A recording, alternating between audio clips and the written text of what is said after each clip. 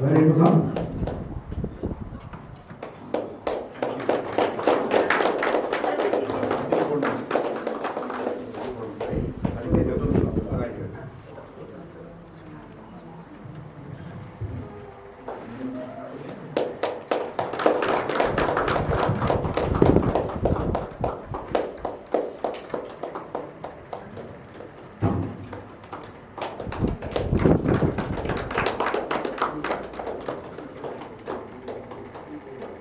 सर्वप्रथम त मेरो परिचयबाट जान्छु। मेरो नाम हरिबहादुर खड्का र पूर्व सुरक्षा परिषद नेपालको केन्द्रीय सदस्य हैसियतले यस पूर्व सुरक्षा कर्मी परिषद नेपाल कमलमाई नगरपालिका सिन्धुली पूर्व सुरक्षा कर्मी परिषद नेपालको सिन्धुली जिल्ला कार्य समिति गठन कार्यक्रममा उपस्थित हुने सभापतिज्यू, प्रमुख अतिथिज्यू र आसन ग्रहणमा बस्नुभएका सम्पूर्ण अतिथिज्यूहरू र साथै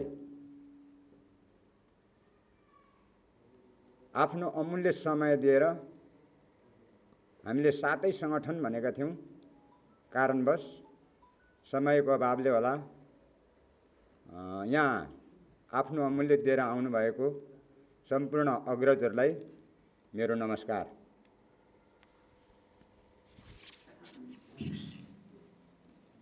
र यो मन्तव्य स्वागत मन्तव्यलाई अगाडि बढाउनुभन्दा अगाडि सानो मैले एउटा कविता पनि रचेको छु।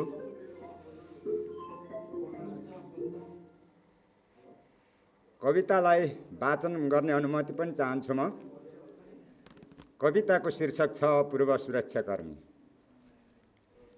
के छ तपाईँ हाम्रो मनमा पूर्व सुरक्षाकर्मी आइपुग्यो सिन्धुली सहरमा।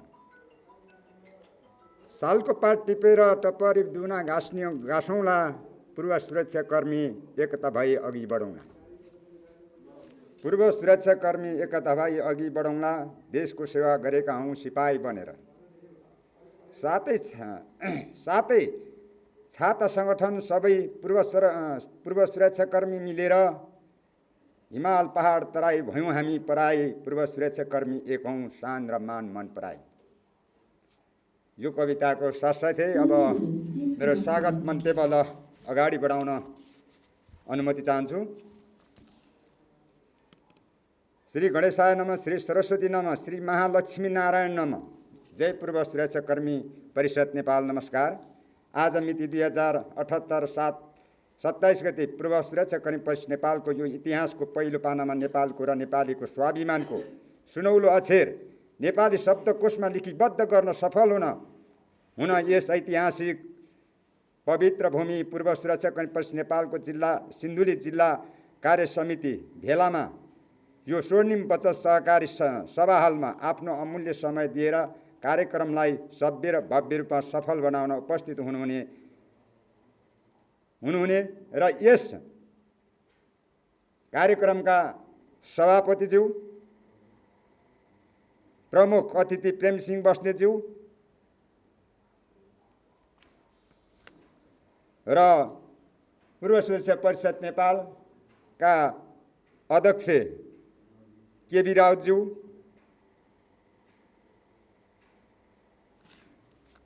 त्यस्तै गरी सहसंयोजक पुरुषोत्तम गौतमज्यू, यस परिषदका प्रवक्ता तथा केन्द्रीय सदस्य हेमशङ्कर गिरिज्यू,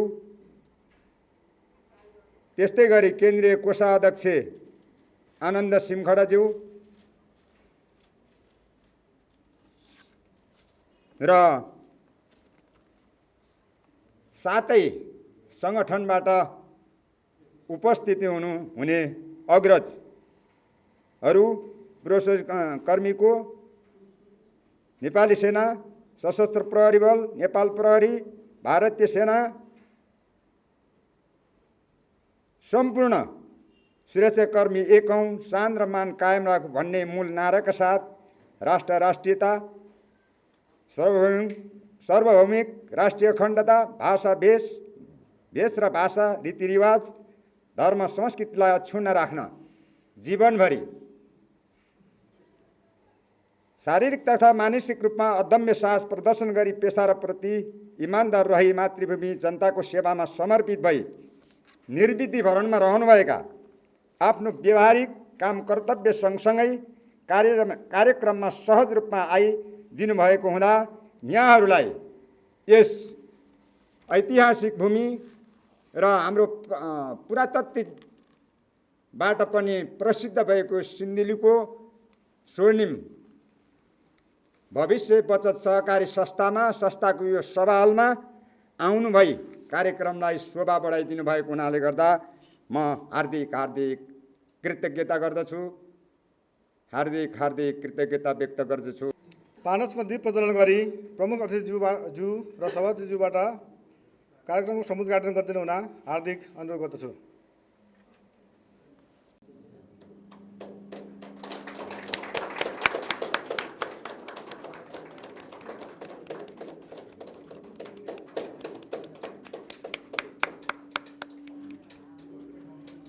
शुभकामना मन्तव्य कार्यक्रम रहेको हुँदा पूर्व सुरक्षाकर्मी परिषद नेपालको प्रवक्ता तथा केन्द्र सदस्य श्री हेमशङ्कर गिरिज्यूलाई आफ्नो छोटो मन्तव्यको लागि देशमा आमन्त्रण गर्दछु। यो पूर्व सुरक्षाकर्मी परिषद किन गठन भयो, यसको आवश्यकता किन भनेर म यहाँहरू समक्ष केही कुरा राख्न गइरहेको छु। यो भाषणको क्रम होइन, एउटा छलफल जस्तै हो।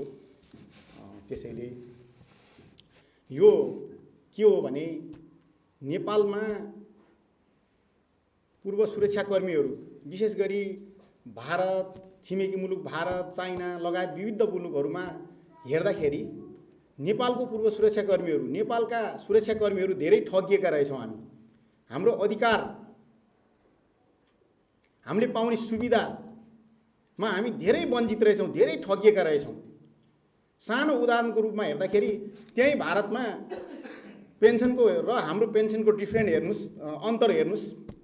शिक्षा स्वास्थ्यको न्यूनतम शिक्षा स्वास्थ्यको कुराहरू मापदण्ड हेर्नुहोस्।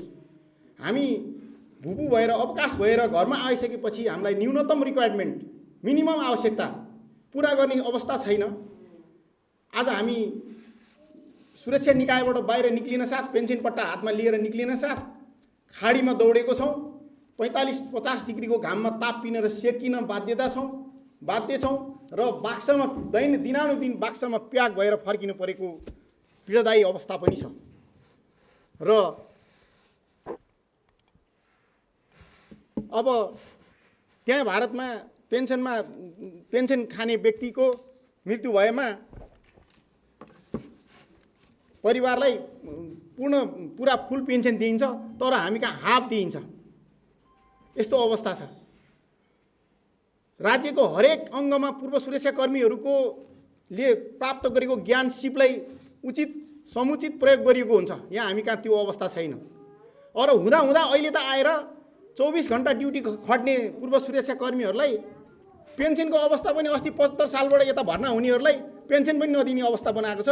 त्यो चाहिँ कस्तो रे भने योगदानमा आधारित पेन्सन कोष। त्यो योगदानमा आधारित पेन्सन कोष भनेको कस्तो हो भने 6% आफ्नो तलबबाट कट्टा गर्ने, 6% राज्यले थप दिने र 12% रकम लगेर, तलबको 12% रकम लगेर पेन्सन के अरे चाहिँ नि योगदानमा आधारित पेन्सन कोष खडा गर्ने र जागिर अवकाश पश्चात लिएर जाने।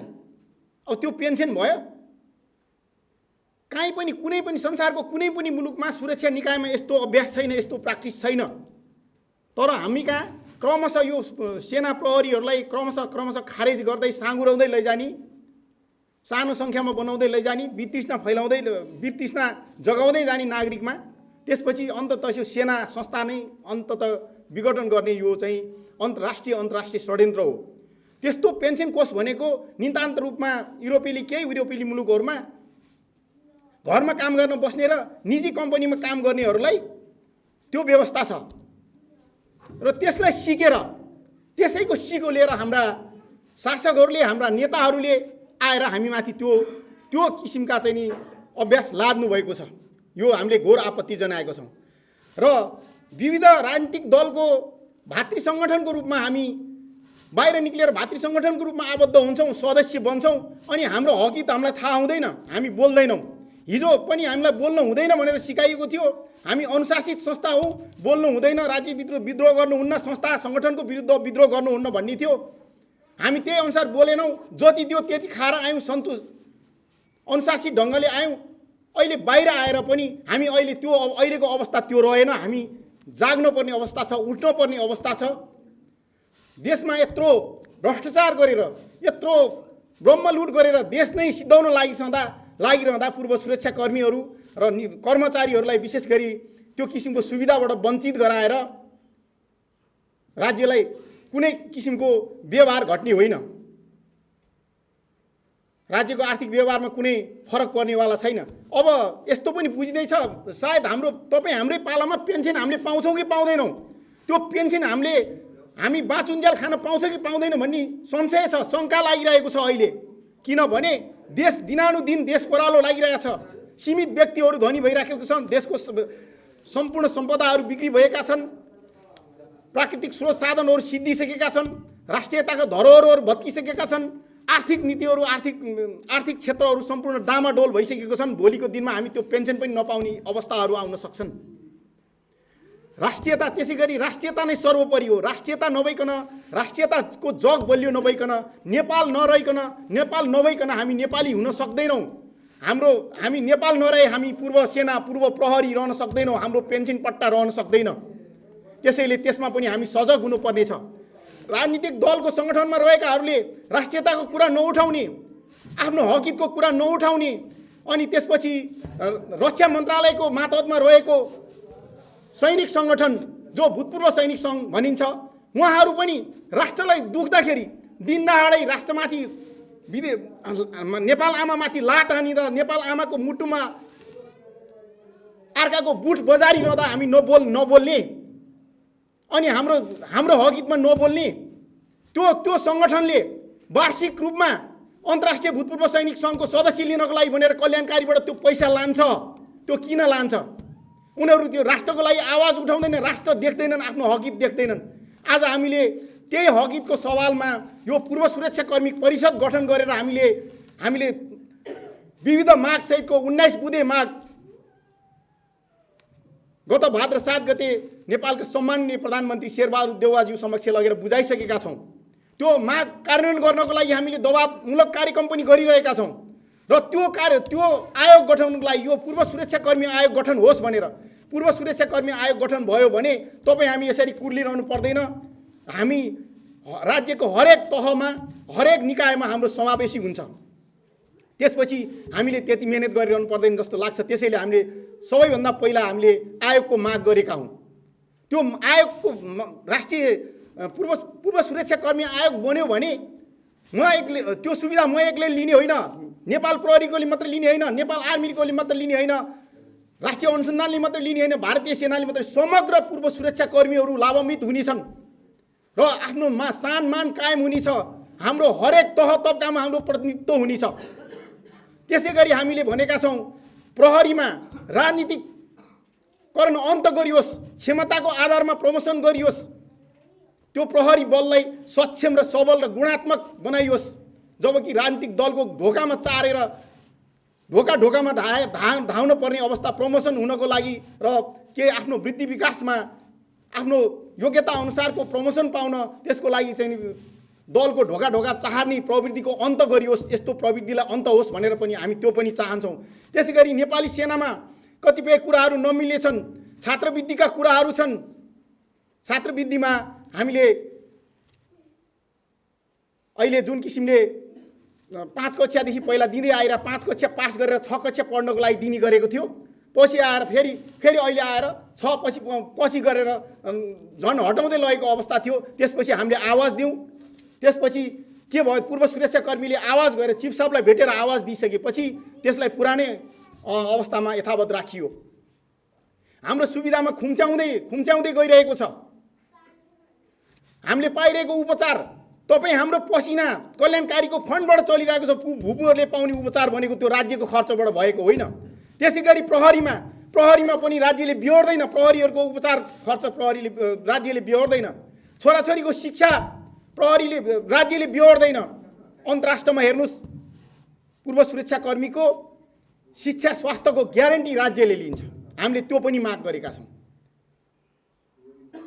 त्यसैले हामीले भनिरहेका छौँ हामी मुलुकमा सुशासन होस्, पारदर्शिता होस् अनि राष्ट्रियता बचोस्, राष्ट्रियताको धरोहर नभत्काइयोस् भनेर हामीले यो पनि हामीले आवाजहरू दिइरहेको छौँ। अस्ति मात्रै प्रधानमन्त्रीज्यूलाई हामीले पेश गरेको ज्ञापन पत्रमा एमसिसीको बारेमा पनि कुरा उठाएको छौँ, राष्ट्रियताको बारे कुरा उठाएको छौँ। प्राकृतिक स्रोत साधन जथाभावी उत्खनन नगर्न हुन र राष्ट्रिय महत्त्वको विषयहरू अन्तर्राष्ट्रसँग सन्धि सम्झौता गर्दा हतारमा नगरियोस्, त्यसको चाहिँ विस्तृत अध्ययन अनुसन्धान र चाहिँ सम्बन्धित विज्ञ क्षेत्रको परामर्शमा र कानुनी परामर्शमा मात्रै गरियोस्, हचुवाको भरमा नगरियोस् भनेर हामीले त्यो पनि पेश गरेका छौँ।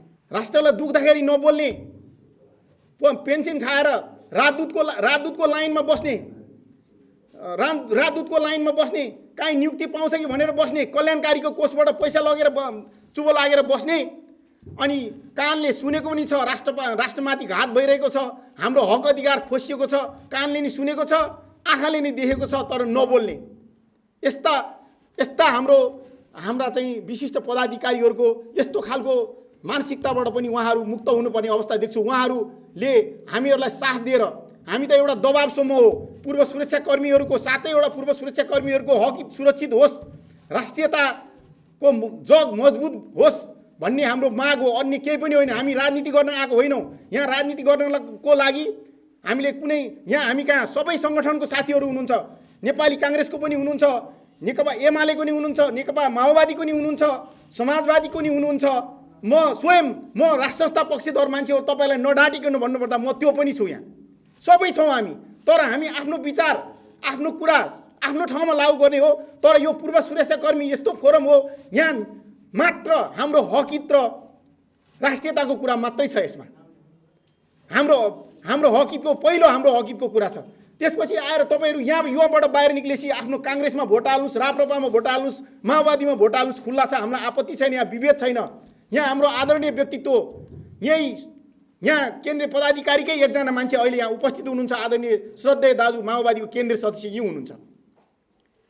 हामीले त्यस्तो विभेद छैन। हामी भन्नाले हामी राजावादी धर्मवादी भएर एकलवादी भएर हिँडेका छैनौँ। हामी यसो भनिरहँदा हामी आफ्नो राष्ट्र चाहिँ बचाउनु पर्छ भनिरहेका छौँ।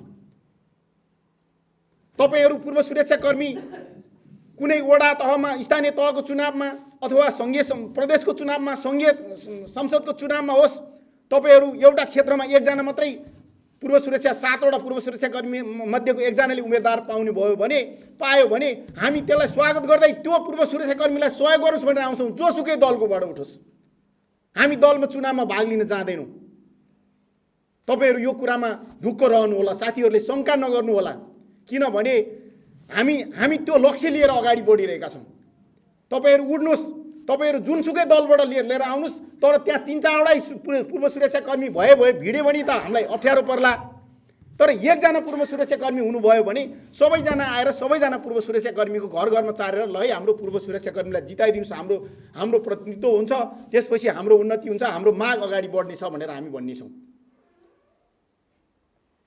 यस्तो कुरा छ। एकल धर्म भन्ने होइन, यो देश विविध जात जाति भाषा भाषी मिलेर बनेको देश हो। यो बहुलतामा आधारित समाज हो। सबैको समानुपातिक अस्तित्व छ, सबैको सह अस्तित्व स्वीकार्नुपर्छ, सबैको अस्तित्वलाई हामी स्वीकार्छौँ।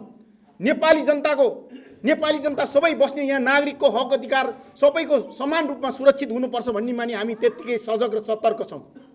हामी त्यसमा कसैलाई चाहिँ कुनै समुदायलाई पेल्नको लागि, कुनै समुदायलाई बोकेर हिँड्नको लागि होइनौँ, कुनै समुदायको उत्थानको लागि, कसैको पतनको लागि पनि होइनौँ। हामी त्यस्तो विभेद चाहँदैनौँ।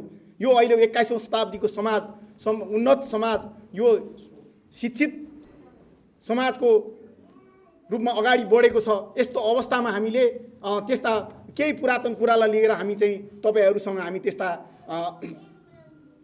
त्यस्तो खालको विभेद लिएर त्यसरी हामी असहमति जारी गर्दैनौँ।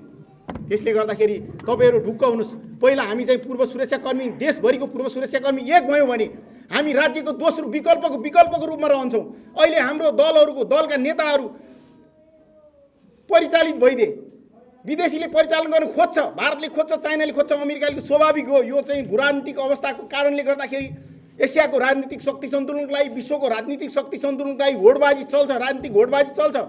तर परिचालन गर्न खोज्दा परिचालन कतिसम्म हुने हो हामी आफैले विचार गर्नुपर्ने हो। परिचालन कति हुनुपर्छ, कति नहुनुपर्छ, कति परिचालित हुँदा हाम्रो राष्ट्र जोगिन्छ, हाम्रो सार्वभौमिकता जोगिन्छ, हाम्रो स्वतन्त्रता जोगिन्छ, हाम्रो राष्ट्रिय अखण्डता जोगिन्छ भनेर त्यहाँनिर हामी सजग भएर परिचालन हुनुपर्ने अवस्था थियो नि। अब हाम्रो त्यो पनि अवस्था पनि भत्किसकेको छ। हामी पञ्चशीलतामा आधारित असंलग्न परराष्ट्र नीतिमा अडेको मुलुक आज त्यो अवस्था पनि कूटनीतिक पनि सबै भत्किसकेको छ। कूटनीतिक सम्बन्ध पनि सबै तोडिसकेको अवस्थाहरू छन्। विश्वसनीयता गुमाइसकेको, अन्तर्राष्ट्रिय विश्वसनीयता गुमाइसकेको अवस्था छ राजनीतिले। अब अहिले हेर्नुहोस्, न्यायालयलाई बन्धक बनाइएको छ। अब जनताले सर्वसुलभ ढङ्गले, सरल ढङ्गले न्याय पाउनुपर्ने थियो, त आज केही व्यक्तिको स्वार्थमा, केही व्यक्तिको सेटिङमा अदालत नचलेपछि अब आन्दोलनद्वारा त्यो अदालतको नेतृत्व चेन्ज गर्न, परिवर्तन गर्नको लागि वा अदालत त्यसको गल्तीको लागि उहाँहरूले त्यो किसिमको गरिरहनु भएको छ। यदि गल्ती हो भने त्यहाँ छानबिन गर्नुहोस्, नागरिकको छानबिन आयोग बनाउनुहोस्। कुन चाहिँ न्यायाधीशले गल्ती गरेछ, कुन चाहिँ प्रधान न्यायाधीशले गल्ती गरेछ, त्यो नागरिक छानबिन आयोगको प्रतिवेदन अनुसार कारबाही गर्नुहोस्। होइन भने न्यायालयलाई बन्धक बनाएर एउटा प्रधान न्यायाधीशलाई राजीनामा गराउने जुन किसिमको अभ्यास बस्छ, जुन त्यो किसिमको नजिर बस्छ, त्यसले भोलिको दिनमा त्यो न्यायालय स्वतन्त्र न्यायालय नभई राज्यको निकायहरूको बिचको एउटा शक्ति पृथकीकरणको सिद्धान्त विपरीत कार्यपालिका, व्यवस्थापिका, न्यायपालिकाको जुन किसिमको आफ्नो आफ्नै शक्ति पृथकीकरणको सिद्धान्त विपरीत हुन्छ र अनि त्यो दलको नेताले अराएको काम त्यो अदालतले गर्छ भने हाम्रो न्याय कहाँ पुग्छ, हाम्रो अधिकार कहाँ पुग्छ, जनताले न्याय पाउने अवस्था कहाँ पुग्छ। हामीले त्यस्ता कुरामा मुद्दा उठाएका छौँ। हामीले एमसिसीको विरोध गरेका छैनौँ। हामीले एमसिसी पास हुनै हुँदैन भनेर एमसिसीको कडा गरे होइन। एमसिसीको विरोध हामीले यो मानेमा गरेको हो, हाम्रो राष्ट्रिय स्वाधीनतालाई असर गर्ने गरी, सार्वभौमिकतालाई असर गर्ने गरी, हाम्रो राष्ट्रिय अखण्डतालाई असर गर्ने गरी त्यो एमसिसी पास नहोस्, यो नेपालको कानुनभन्दा माथि राखेर त्यो एमसिसी पास नहोस् भनेर भनेको हो हामीले। यदि त्यो एमसिसी पास गर्नै पर्छ भने हाम्रा ती आधारभूत मान्यतालाई र हाम्रो राष्ट्रियतालाई ख्याल गरेर, हाम्रो राष्ट्रियताको कानुनभन्दा माथि नरहने गरी संशोधन गरेर पास गर्नुहोस्। तपाईँहरूलाई यदि कूटनीतिक बाध्यता छ भने त्यसरी पास गर्नुहोस् भनेर भनेका छौँ हामीले। होइन भने त्यो एमसिसी आवश्यक छैन। 60 अर्बले यो देशको कायापलट हुने होइन। एनसिएलको 61-62 अर्ब उठ्न बाँकी छ, त्यो उठाउँदा त्यहीले खर्च धान्छ। अहिले हामीलाई त्यो 60 अर्बले, एमसिसीको 60 अर्बले देशै कायापलट भएर तपाईँ हाम्रो जीवनमा समृद्धि आउने होइन। हामी एकाएक विकसित हुने केही पनि छैनौँ। त्यस्ता अर्बौं खर्बौं कति गइसके। सिन्धुलीको राजमार्ग, बीपी राजमार्ग जस्तो जापान सरकारले बनायो, त्यसलाई चाहिँ राष्ट्रिय त्यस्ता खालको सम्झौता गर्न नपर्ने, संसदको 2/3 बहुमतबाट पारित गर्न नपर्ने, मन्त्री परिषदबाट सरकारले सहमति गरे, हस्ताक्षर गरे हुने 59 अर्बको एमसिसी चाहिँ संसदको 2/3बाट पास गर्नुपर्ने। त्यसैले हामीले शङ्का गरेका हौँ, त्यहाँनिर हामीले शङ्का गरेको हो त्यसलाई। र हामी अमेरिकाको विरोधी होइनौँ। मित्र राष्ट्रको हाम्रो चाहिँ दौत्य सम्बन्ध भएको राष्ट्रहरूसँगको विरोधी हामी होइनौँ। अमेरिकाले हामीलाई सहयोग गरेको छ। संयुक्त राष्ट्रसङ्घको सदस्य दिलाउने राष्ट्र पनि अमेरिकै हो। हामीलाई हाम्रो राष्ट्रको स्वाभिमान पनि जोगाएको बेला छ, कुनै बेला त्यो सहयोग गरेको छ अमेरिकाले। त्यसले हामीले अमेरिकाको विरोध पनि गरेका होइनौँ। तपाईँहरूलाई लाग्ला यिनीहरू उग्र अस्ति आगो लगाए त्यहाँ जलाए भन्नु होला साथीहरू। तपाईँहरूले त्यो आदरणीय व्यक्तित्वहरू त्यो उग्र त्यहाँ जलाए, आगो लगाए, किताब आगो लगाए भन्नु होला। किताब आगो लगाएको कारण यो हो कि भारतीय पूर्व राजदूत रञ्जित रेले नेपाललाई भुटानी मोडलमा लान ढिला भयो भनेर चाहिँ छलफल चलाएर एउटा किताब लेखेर त्यो किताब ल्याएर सोल्टी होटलमा 2 दिनसम्म त्यहाँ अन्तर्क्रिया कार्यक्रम भयो। त्यहाँ अन्तर्क्रिया कार्यक्रममा नेपाल अहिले वर्तमान गठबन्धन सरकारका प्रमुख दलका नेताज्यू अनि पूर्व सुरक्षाकर्मीका वरिष्ठ पदाधिकारी, पूर्व कूटनीतिज्ञहरू, माननीयहरू गएर चाहिँ त्यहाँ छलफलमा भाग लिनु त्यो विडम्बनापूर्ण थियो, दुःखद थियो। त्यो नबुझिकन उहाँहरू जानुभयो। त्यसपछि हामीले विरोध गऱ्यौँ। हाम्रो सार्वभौम राष्ट्र त्यो भारत जति बेला भारत ब्रिटिसको उपनिवेश थियो, त्यो उपनिवेश हुनुभन्दा पहिला यो नेपालको इतिहास बुझ्नुहोस्। यो नेपाल पुरानो राष्ट्र हो। यो राष्ट्र शक्तिशाली थियो, स्वतन्त्र थियो, अविभाज्य थियो। यस्तो राष्ट्र, यो राष्ट्र अस्तित्वमा आएको तिनीहरूभन्दा पुरानो राष्ट्र हो हामी। हामीलाई तिनीहरूले अहिले आएर भुटानी मोडल भनेको के हो हजुरहरूलाई थाहा छ कि छैन? भुटानमा राजतन्त्र छ, तर भुटानको रक्षा मन्त्रालय, गृह मन्त्रालय, रक्षा मन्त्रालय र परराष्ट्र मन्त्रालय कसले चलाउँछ त? विदेशले चलाउँछ। अब यस्तो अवस्था भएकोले हामीले त्यो विरोध गरेको हो। तपाईँहरू हामीलाई केही साथीहरू हिजो अस्तिदेखिको मैले यहाँ देखेँ सिन्धुलीका केही साथीहरू अत्यन्त मेहनत गरिरहनु भएको छ। पूर्व सुरक्षाकर्मी परिषद हामी सङ्गठित भएर पूर्व सुरक्षाकर्मी परिषद गठन गरौँ, त्यसपछि हाम्रा मागहरू हाम्रा चाहिँ नि राष्ट्रियताका धरोहर जोगाउने विषयमा अगाडि बढौँ। हाम्रो कर्तव्य राष्ट्र जोगाउनु पनि छ। हामी हिजो जागिर खाएर अहिले पेन्सन खाएर हामी घरमा बस्नु मात्रै पनि हुँदैन। न एउटा नागरिकको कर्तव्य के हुन्छ भने नागरिकको कर्तव्य आफ्नो मातृभूमिप्रति पनि ठुलो कर्तव्य हुन आउँछ, ठुलो भूमिका हुन आउँछ। त्यो मातृभूमि जोगाउनको लागि पनि हामी आज पूर्व सुरक्षाकर्मीहरू जाग्नुपर्ने अवस्थाले गर्दा यो पूर्व सुरक्षाकर्मी गठन भएको हो।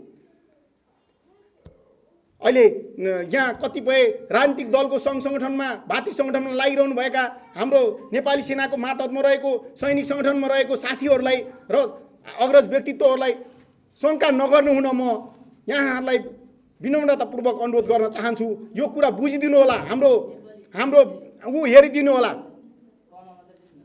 हाम्रो विधान हेर्नु होला, हाम्रो 19 बुँदे हेर्नु होला। हामीले गरेको बिचमा यो अवधिमा पूर्व सुरक्षाकर्मी परिषद गठन भइसकेपछि हामीले गरेको कामहरूलाई हेरिदिनु होला। अनि त्यसपछि त्यसमाथि समीक्षा गर्नु होला। हामी कोही व्यक्तिगत स्वार्थको लागि हामी अगाडि बढेका छैनौँ। हामी आफ्नो पेन्सन तलब खाएर आफ्नो घरको मानो खाएर हामी यो सङ्गठित हुनु पर्यो, राष्ट्रप्रति योगदान दिनु पर्यो भनेर अगाडि बढिरहेका छौँ। हामी अहिले पनि राष्ट्रको लागि हामी सिपाही हौँ। हिजो पनि हामी राष्ट्रको बालवाला सिपाही थियौँ, आज भुभु भइसके पनि यो राष्ट्र जोगाउने जिम्मेवार तपाईँ हामीसँग छ भन्दै म यहाँहरूको धेरै लामो समय लिन चाहन्न र यो पूर्व सुरक्षाकर्मी परिषद नेपाल सिन्धुलीको नयाँ बन्ने कार्य समितिलाई मेरो मुरी धन्यवाद छ र बधाई छ, हार्दिक बधाई तथा शुभकामना दिँदै मेरो 2 शब्द यहीँ अन्त गर्छु। जय मातृभूमि, जय नेपाल। पूर्व सुरक्षाकर्मी परिषद नेपालका उपाध्यक्ष श्री पुष्पकर गौतमज्यूलाई आफ्नो छोटो मन्तव्य राखिदिनुको लागि अनुरोध गर्दछु। हामीलाई निमन्त्रणा गरेर गर्नुभएकोमा यस कार्य समितिलाई धेरै धेरै धन्यवाद। भाषण अब धेरै गरियो भने के हुन्छ भने हाम्रो टाइम पनि कार्य समिति गठन पनि गर्नुपर्ने होला। हामीले यो किन गरियो, कसरी गरियो, के को लागि गरियो भनेर पहिला अगाडिका हेमशङ्कर गिरिज्यूले पनि भनिसक्नुभयो। केही अलिकति बाँकी म भन्न चाहन्छु। हाम्रो यो गठन गरेको चाहिँ राज्यले हामीलाई, हाम्रो पूर्व सुरक्षाकर्मीहरूलाई चाहिँ के कसरी हेरिरहेको छ, अहिलेको राज्यले हेर्ने हामीलाई दृष्टिकोण कस्तो छ र हामीले के भूमिका खेल्नुपर्छ भन्ने सम्बन्धमा हामी एक हुनु पर्यो। प्रत्येक वडादेखि केन्द्रसम्म हाम्रा सुरक्षाकर्मीहरूको चाहिँ नि सहभागिता हुनु पर्यो। यस्तै मागहरू राखेर हामीले चाहिँ ज्ञापन पत्र पनि बुझायौँ, कार्यक्रमहरू पनि धेरै गरियो। त्यही सिलसिलामा अब यहाँ जिल्ला गठन गर्ने क्रममा सबै जिल्लाबाट बोलाएको थियो। यस्तो यो पवित्र भूमि सिन्धुली जस्तो ठाउँमा आएर चाहिँ सबै नेताहरू पनि यहीँ ओहिरिरहेका छन्। अहिले हिजो अस्ति पनि एमालेका पनि कार्यकर्ताहरू यहाँ उद्घाटनमा आए, नेपाली काङ्ग्रेसका पनि यहाँ आए, माओवादीका पनि आएर प्रचण्डै आएर उद्घाटन गरे। त्यस्तो ठाउँमा हामीलाई निमन्त्रणा गर्नुभयो यहाँहरूले भने हामी पनि किन नआउने त भनेर हामीले पनि आएर हाम्रो पूर्व सुरक्षाकर्मी परिषदका साथीहरूसँग भेटघाट गर्ने एउटा चाहिँ गरियो। यहाँहरूलाई धेरै धेरै धन्यवाद छ। जिल्ला गठन गर्नुभएको छ। नबुझेका साथीहरू छन् भने आएर बुझ्न सक्नुहुन्छ, बुझ्नुहोस्, गर्नुहोस्। र हामीले पनि पार्टी दल विशेषमा आबद्ध गराउनको लागि, कतै वादमा गर्नको लागि र आफू कोही नेता हुनको लागि यो गरिएको होइन। यसमा हामी एकदम दलवादभन्दा बाहिर, राजनीतिभन्दा माथि उठेर हामी काम गरौँ। प्रत्येक बन्द भएका उद्योग धन्दा कल कारखानाहरू चाहिँ हामीले हाम्रै सहभागितामा खोलाउँ र सञ्चालन गरौँ। त्यहाँ ट्रेड युनियन लागू बन्द गराउँ, विद्यार्थी ट्रेड युनियनहरू, शिक्षक ट्रेड युनियनहरू यिनीहरू सबै खारेज गरौँ भन्ने मागका साथ हामी अगाडि आएका हौँ। त्यस कारणले दुविधामा नपरिकन सम्पूर्ण सुरक्षाकर्मीहरू एक हुन र सबै जिल्लाहरूमा पनि यसै गरी जिल्ला गठन गरेर अगाडि बढ्नु हुन पूर्व सुरक्षाकर्मीहरूलाई चाहिँ आग्रह गर्दै आजको मेरो 2 शब्द यहीँ टुङ्ग्याउँछु। धन्यवाद, नमस्कार।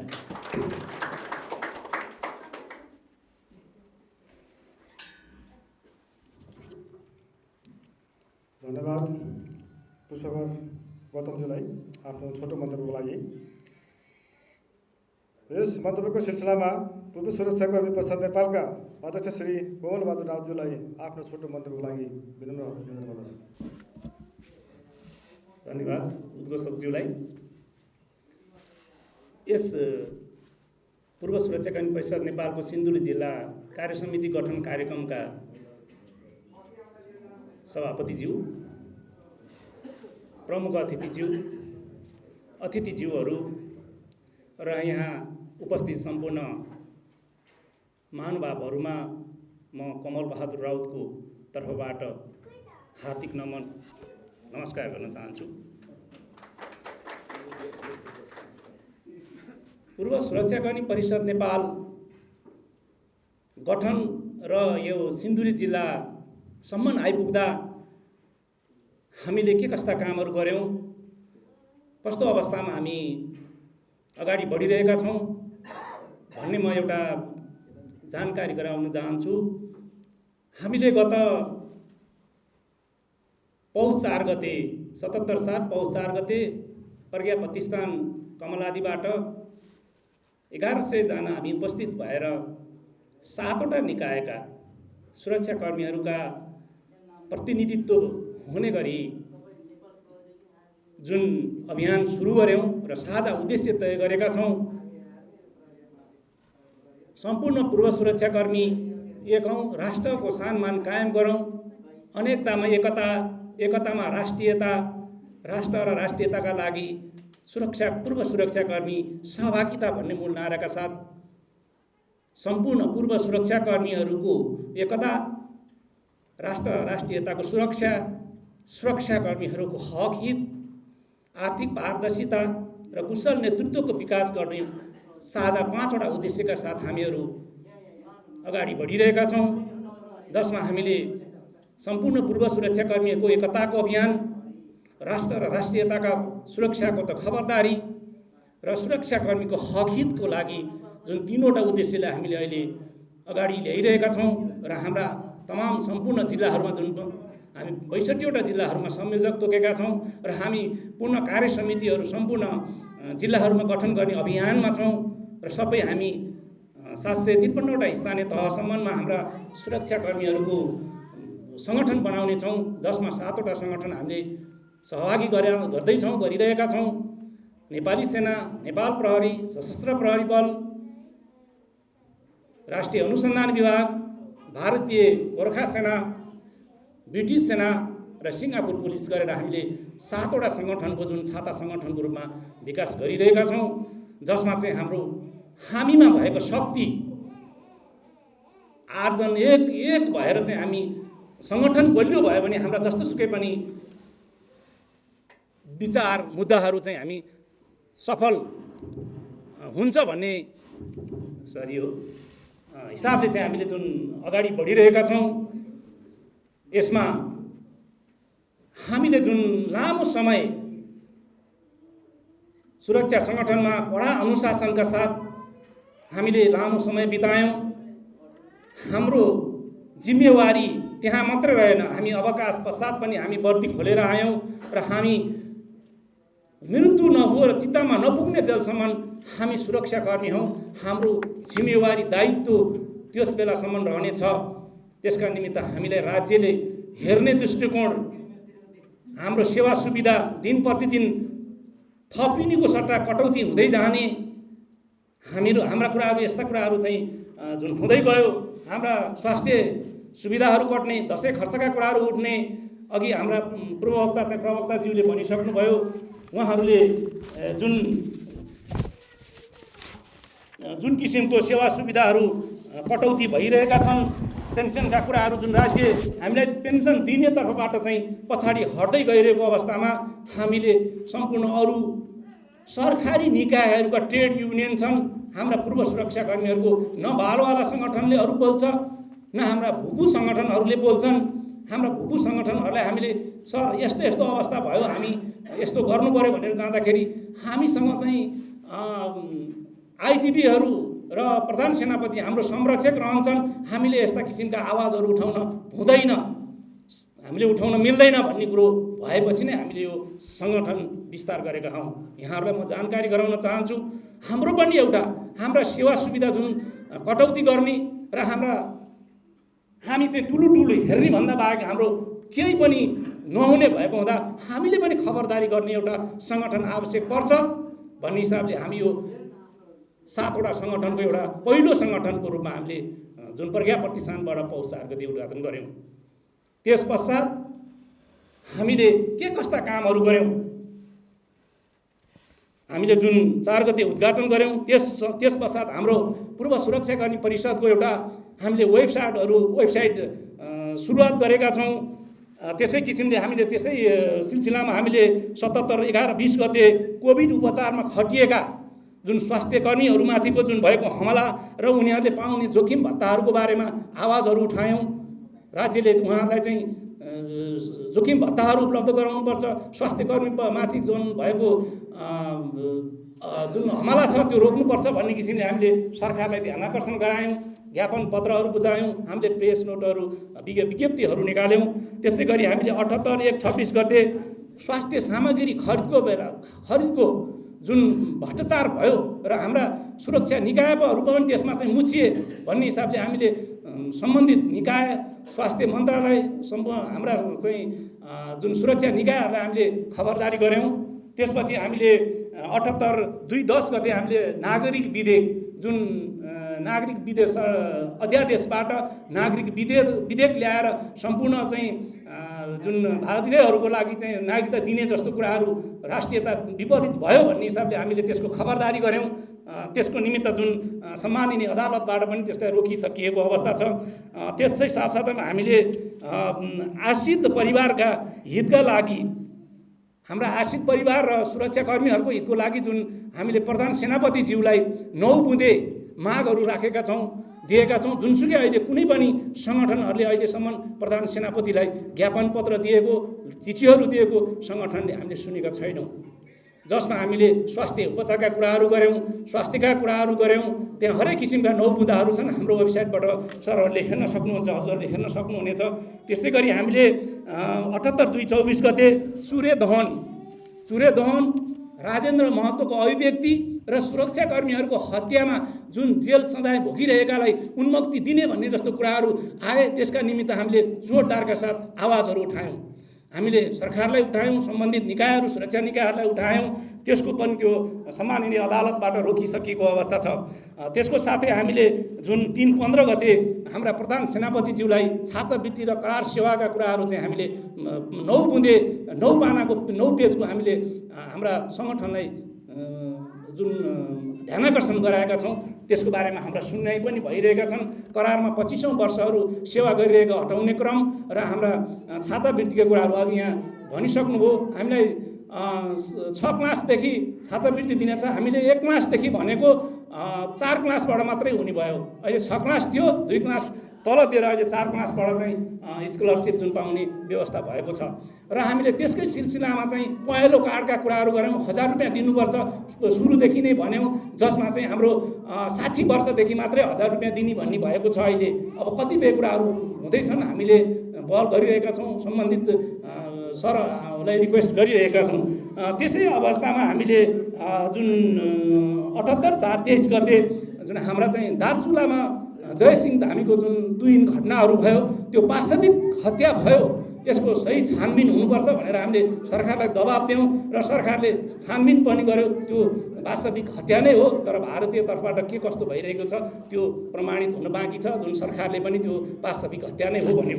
र त्यसैपछि हामीले 4-25 गते 18, 4-25 गते जुन लामो समयदेखि हाम्रा ब्रिटिस गोर्खालीहरूको चाहिँ समान पेन्सनको कुराहरू उठिरहेको थियो र उहाँहरू अनसन रहिरहनु भएको, अनसनरत रहनु हुँदाखेरि हामीले उहाँको एकैबद्धता जनाउनलाई हामीले जुन व्यक्तिहरू दियौँ, हामीले कार्यक्रमहरू गऱ्यौँ र राज्यलाई र ब्रिटिस राजदूतावास, सम्पूर्ण राजदूतावासहरूलाई हामीले ध्यानाकर्षण गरायौँ। उहाँहरूको कुराहरूमा हामी एकैबद्धता जनायौँ। र त्यसको साथसाथै हामीले 78, 4, 31 गते जुन अफगानिस्तानमा जुन घटनाहरू घटेको थियो, त्यहाँ भएका नेपालीहरूको सम्पूर्ण छिटोभन्दा छिटो उद्धार गर्नुपर्छ भनेर हामीले राज्यलाई ध्यानाकर्षण गरायौँ। त्यसको साथै हामीले 78, 5, 7 गते सम्माननीय प्रधानमन्त्रीज्यू समक्ष हाम्रा सम्पूर्ण पूर्व सुरक्षाकर्मीहरूको हक अधिकार र राष्ट्रिय सुरक्षाका चाहिँ सवालमा हामीले 19 बुँदे माग गरेका छौँ। र त्यसको साथै हामीले त्यो 1 महिना पश्चात हामीले फेरि प्रज्ञा प्रतिष्ठानबाट खबरदारी अन्तर्क्रिया कार्यक्रमहरू गऱ्यौँ, जसमा हामीलाई सेवा सुविधाहरूको बारेमा छन्। म त्यो पढेर सुनाउला, टाइम अलिकति धेरै हुन्छ कि म नेक्स्ट बुधे पनि पढेर सुनाउने छु छोटोमा। र त्यसको साथसाथै हामीले त्यहाँबाट खबरदारी गऱ्यौँ, जसमा हाम्रा सम्पूर्ण निकायका प्रतिनिधिहरू हुनुहुन्थ्यो, त्यसको साथै संविधानविदहरू हुनुहुन्थ्यो। हामीलाई चाहिँ मागहरू सही छन्, हामीले गरेका कुराहरू सुरक्षाकर्मीहरू 8 घन्टा ड्युटी बस्ने र 24 घन्टा ड्युटी बस्नेको सेवा सुविधा एउटै हुन सक्दैन भन्ने हिसाबले हाम्रो चाहिँ त्यसमा प्रेरित भएर मागहरू राखिएका छौँ। त्यसको साथै हामीले चाहिँ यो 2078/6/19 गते हेलम्बु र मेलम्चीमा जुन किसिमको चाहिँ डिजास्टर जुन बाढी पीडित भयो, उहाँहरूका पीडित परिवार, हाम्रा आश्रित परिवारहरू, बालवाला, भुफू र सबै गरेर हाम्रा 15 परिवारलाई दसैँ खर्च प्रति परिवार 10,000 गरेरले हामीले चाहिँ त्यहाँ राहत वितरण गऱ्यौँ, जुन हेलम्बु र मेलम्चीमा जुन पीडित हाम्रा सुरक्षाकर्मी परिवारहरूलाई। त्यस पश्चात हामीले 78/7/9 गते अघि भनिसक्नुभयो रञ्जित रेबाट लिखित पुस्तकमा जुन नेपाललाई भुटानीकरण गर्न ढिलो भइसक्यो, भुटानी मोडेलमा विकास गर्न ढिलो भयो भन्ने किसिमले, त्यो मात्रै होइन हाम्रो नेपाललाई सिक्किमीकरण त गर्ने होइन भन्ने हिसाबले हामीले जुन हाम्रो रिपोर्टर्स क्लबबाट हाम्रो जुन अन्तर्क्रिया कार्यक्रमहरू र त्यहाँबाट विरोध जनायौँ। त्यसको साथसाथै हामीले न्यायालयका यो 78/7/19 गते न्यायालयलाई बनाउनु हुँदैन भन्ने किसिमले हामीले सरकारलाई ध्यान आकर्षण गरायौँ। त्यो न्यायकर्मीहरूलाई हामीले ध्यान आकर्षण गरायौँ। यसको साथसाथै हामीले सम्पूर्ण जिल्ला स्थानीय तहहरूमा सुरक्षाकर्मीलाई सङ्गठित गर्ने कार्यक्रमहरू भइरहेको छ। र त्यसको साथै हामीले अरू भावी कार्यक्रमहरू हामी एउटा के गर्छौँ भनेपछि यो गर्छौँ होइन, गरेपछि मात्रै तपाईँहरूलाई भन्छौँ भन्ने हिसाबले चाहिँ हामी अगाडि बढिरहेका छौँ। र हामीले सम्माननीय प्रधानमन्त्रीज्यू समक्ष हामीले के त 19 बुदाहरू के पेश गऱ्यौँ त सरसर्ती कति सरहरूले हेरिरहनु भएको होला, म छोटोमा यो जानकारी गराउन गइरहेको छु। हामीले पूर्व सुरक्षाकर्मीहरूको विशेष आयोग माग गऱ्यौँ। किन गऱ्यौँ? हामी एउटा स्वतन्त्र र हामी पनि एउटा सुरक्षाकर्मी नै हौँ र उनीहरूको लागि जुन हक अधिकार सुनिश्चित गर्नको लागि हामीले बालवालाले होइन राज्यले नै हेर्नुपर्छ र हामी स्थानीय तहदेखि राष्ट्रिय तहसम्ममा हामीलाई 10% उपस्थित गराउनुपर्छ भनेर हामीले मागहरू गरेका छौँ र सुरक्षाकर्मी आयोग माग गरेका छौँ। त्यसको साथसाथै हामीले द्वन्द्व पीडितको क्रममा हामीलाई पीडक बनाइएको छ, सुरक्षाकर्मीहरूलाई पीडक बनाइएको छ। हामी कसरी पीडक भयौँ? राज्यले चाहिँ जुन एउटा द्वन्द्वको क्रममा खटाएको हुन्छ, हामी त्यो किन पीडक भयौँ? हामी पनि पीडित हौँ। हाम्रा चाहिँ धेरै चाहिँ वीर योद्धाहरूको चाहिँ हत्या हुँदाखेरि हामी पीडक हौँ त होइनौँ, यो पीडितै करार हुनुपर्छ भन्ने हिसाबले माग गऱ्यौँ। त्यसैतर्फ हामीले प्रहरीको तर्फको सेवा सुविधाहरूमा यो ऐन कानुनहरू बनाउनुपर्छ भन्यौँ, जुन चाहिँ हाम्रो सैनिकमा छ। प्रहरीहरूमा चाहिँ राजनीतिकरण बढी छ र जो आवश्यक पर्यो त्यही नै प्रमोसन गराउने, त्यस्ता किसिमका चाहिँ जसको घरमा बसिएको छ उसलाई मात्रै प्रमोसन दिने, त्यस्ता किसिमका चाहिँ जुन पीडित छन् त्यस्तो पीडितलाई एउटा कानुन र नियम ऐन बनाएर चाहिँ व्यवस्थित गर्नुपर्छ भनेर हामीले माग गऱ्यौँ। त्यसैतर्फ हामीले भारतीय गोर्खाबाट एउटा सफलता के भयो भने 10,000 जुन भारतीय गोर्खाहरूको चाहिँ जुन चाहिँ पेन्सनरहरूको मृत्यु भएपछि उहाँ राम लेखेको थियो, यहाँ श्याम हुने भएको हुनाले 10,000 मान्छेहरूको जुन त्यो पेन्सन नपाइरहेको अवस्था थियो, त्यो हामीले जुन दिन प्रज्ञा प्रतिष्ठानबाट चाहिँ सार्वजनिक गऱ्यौँ। त्यसपछि राजदूतावासमा चाहिँ ध्यान आकर्षण भएर भारतीय उसले चाहिँ उहाँहरूको हाम्रो अब जिल्लाबाट जुन सिडिओ साहबबाट चाहिँ जुन किसिमको प्रमाणित हुन्छ त्यो नै चाहिँ दिने भन्ने कुरो भइसकेको छ। ल यो माइकले अलिकति समस्या बनायो, म ठुलै स्वर पनि छ मेरो। र त्यसैपछि हाम्रो चाहिँ आश्रित परिवारहरूको लागि सबै जुन लोकसेवाबाट हुने नियुक्तिहरूमा चाहिँ हाम्रा आश्रित परिवारहरूलाई 10% चाहिँ आरक्षणको सुविधा हुनुपर्छ भनेर एउटा माग गरेका छौँ, जसमा चाहिँ हामीले यो सुरक्षाकर्मीको निवृत्ति जुन 16 वर्षमा ल्याइएको छ, हाम्रो सैनिकको 16 वर्षमा छ, प्रहरीहरूको 20 वर्ष छ। 16 वर्षमा ल्याइए तापनि पेन्सन 20 वर्षमा पाउने भएको हुनाले चाहिँ 16 वर्षबाट चाहिँ पाउनुपर्छ भन्ने हिसाबले चाहिँ हामीले त्यो आवाज उठाएका छौँ। र सुरक्षा निकायहरूको जुन हाम्रा चाहिँ प्रधान सेनापतिज्यूहरू हुनुहुन्थ्यो, उहाँहरूलाई चाहिँ पहिला सम्माननीय जुन हाम्रो माथिल्लो उसमा चाहिँ मर्यादा क्रम थियो, अहिले महानगरपालिकाको नगर प्रमुखभन्दा पनि तल राखिएको त्यस्तो किसिमको चाहिँ हेलाद्दा भएको हुँदा उहाँहरूलाई त्यो मर्यादा क्रममा चाहिँ हेरफेर गर्नुपर्छ भनेर माग गरेका छौँ। त्यस्तै सुरक्षाकर्मीहरूको आश्रित परिवारको स्वास्थ्य शिक्षा निःशुल्क हुनुपर्छ र अशक्तहरूको लागि आवासको सुविधा हुनुपर्छ भनेर माग्यौँ।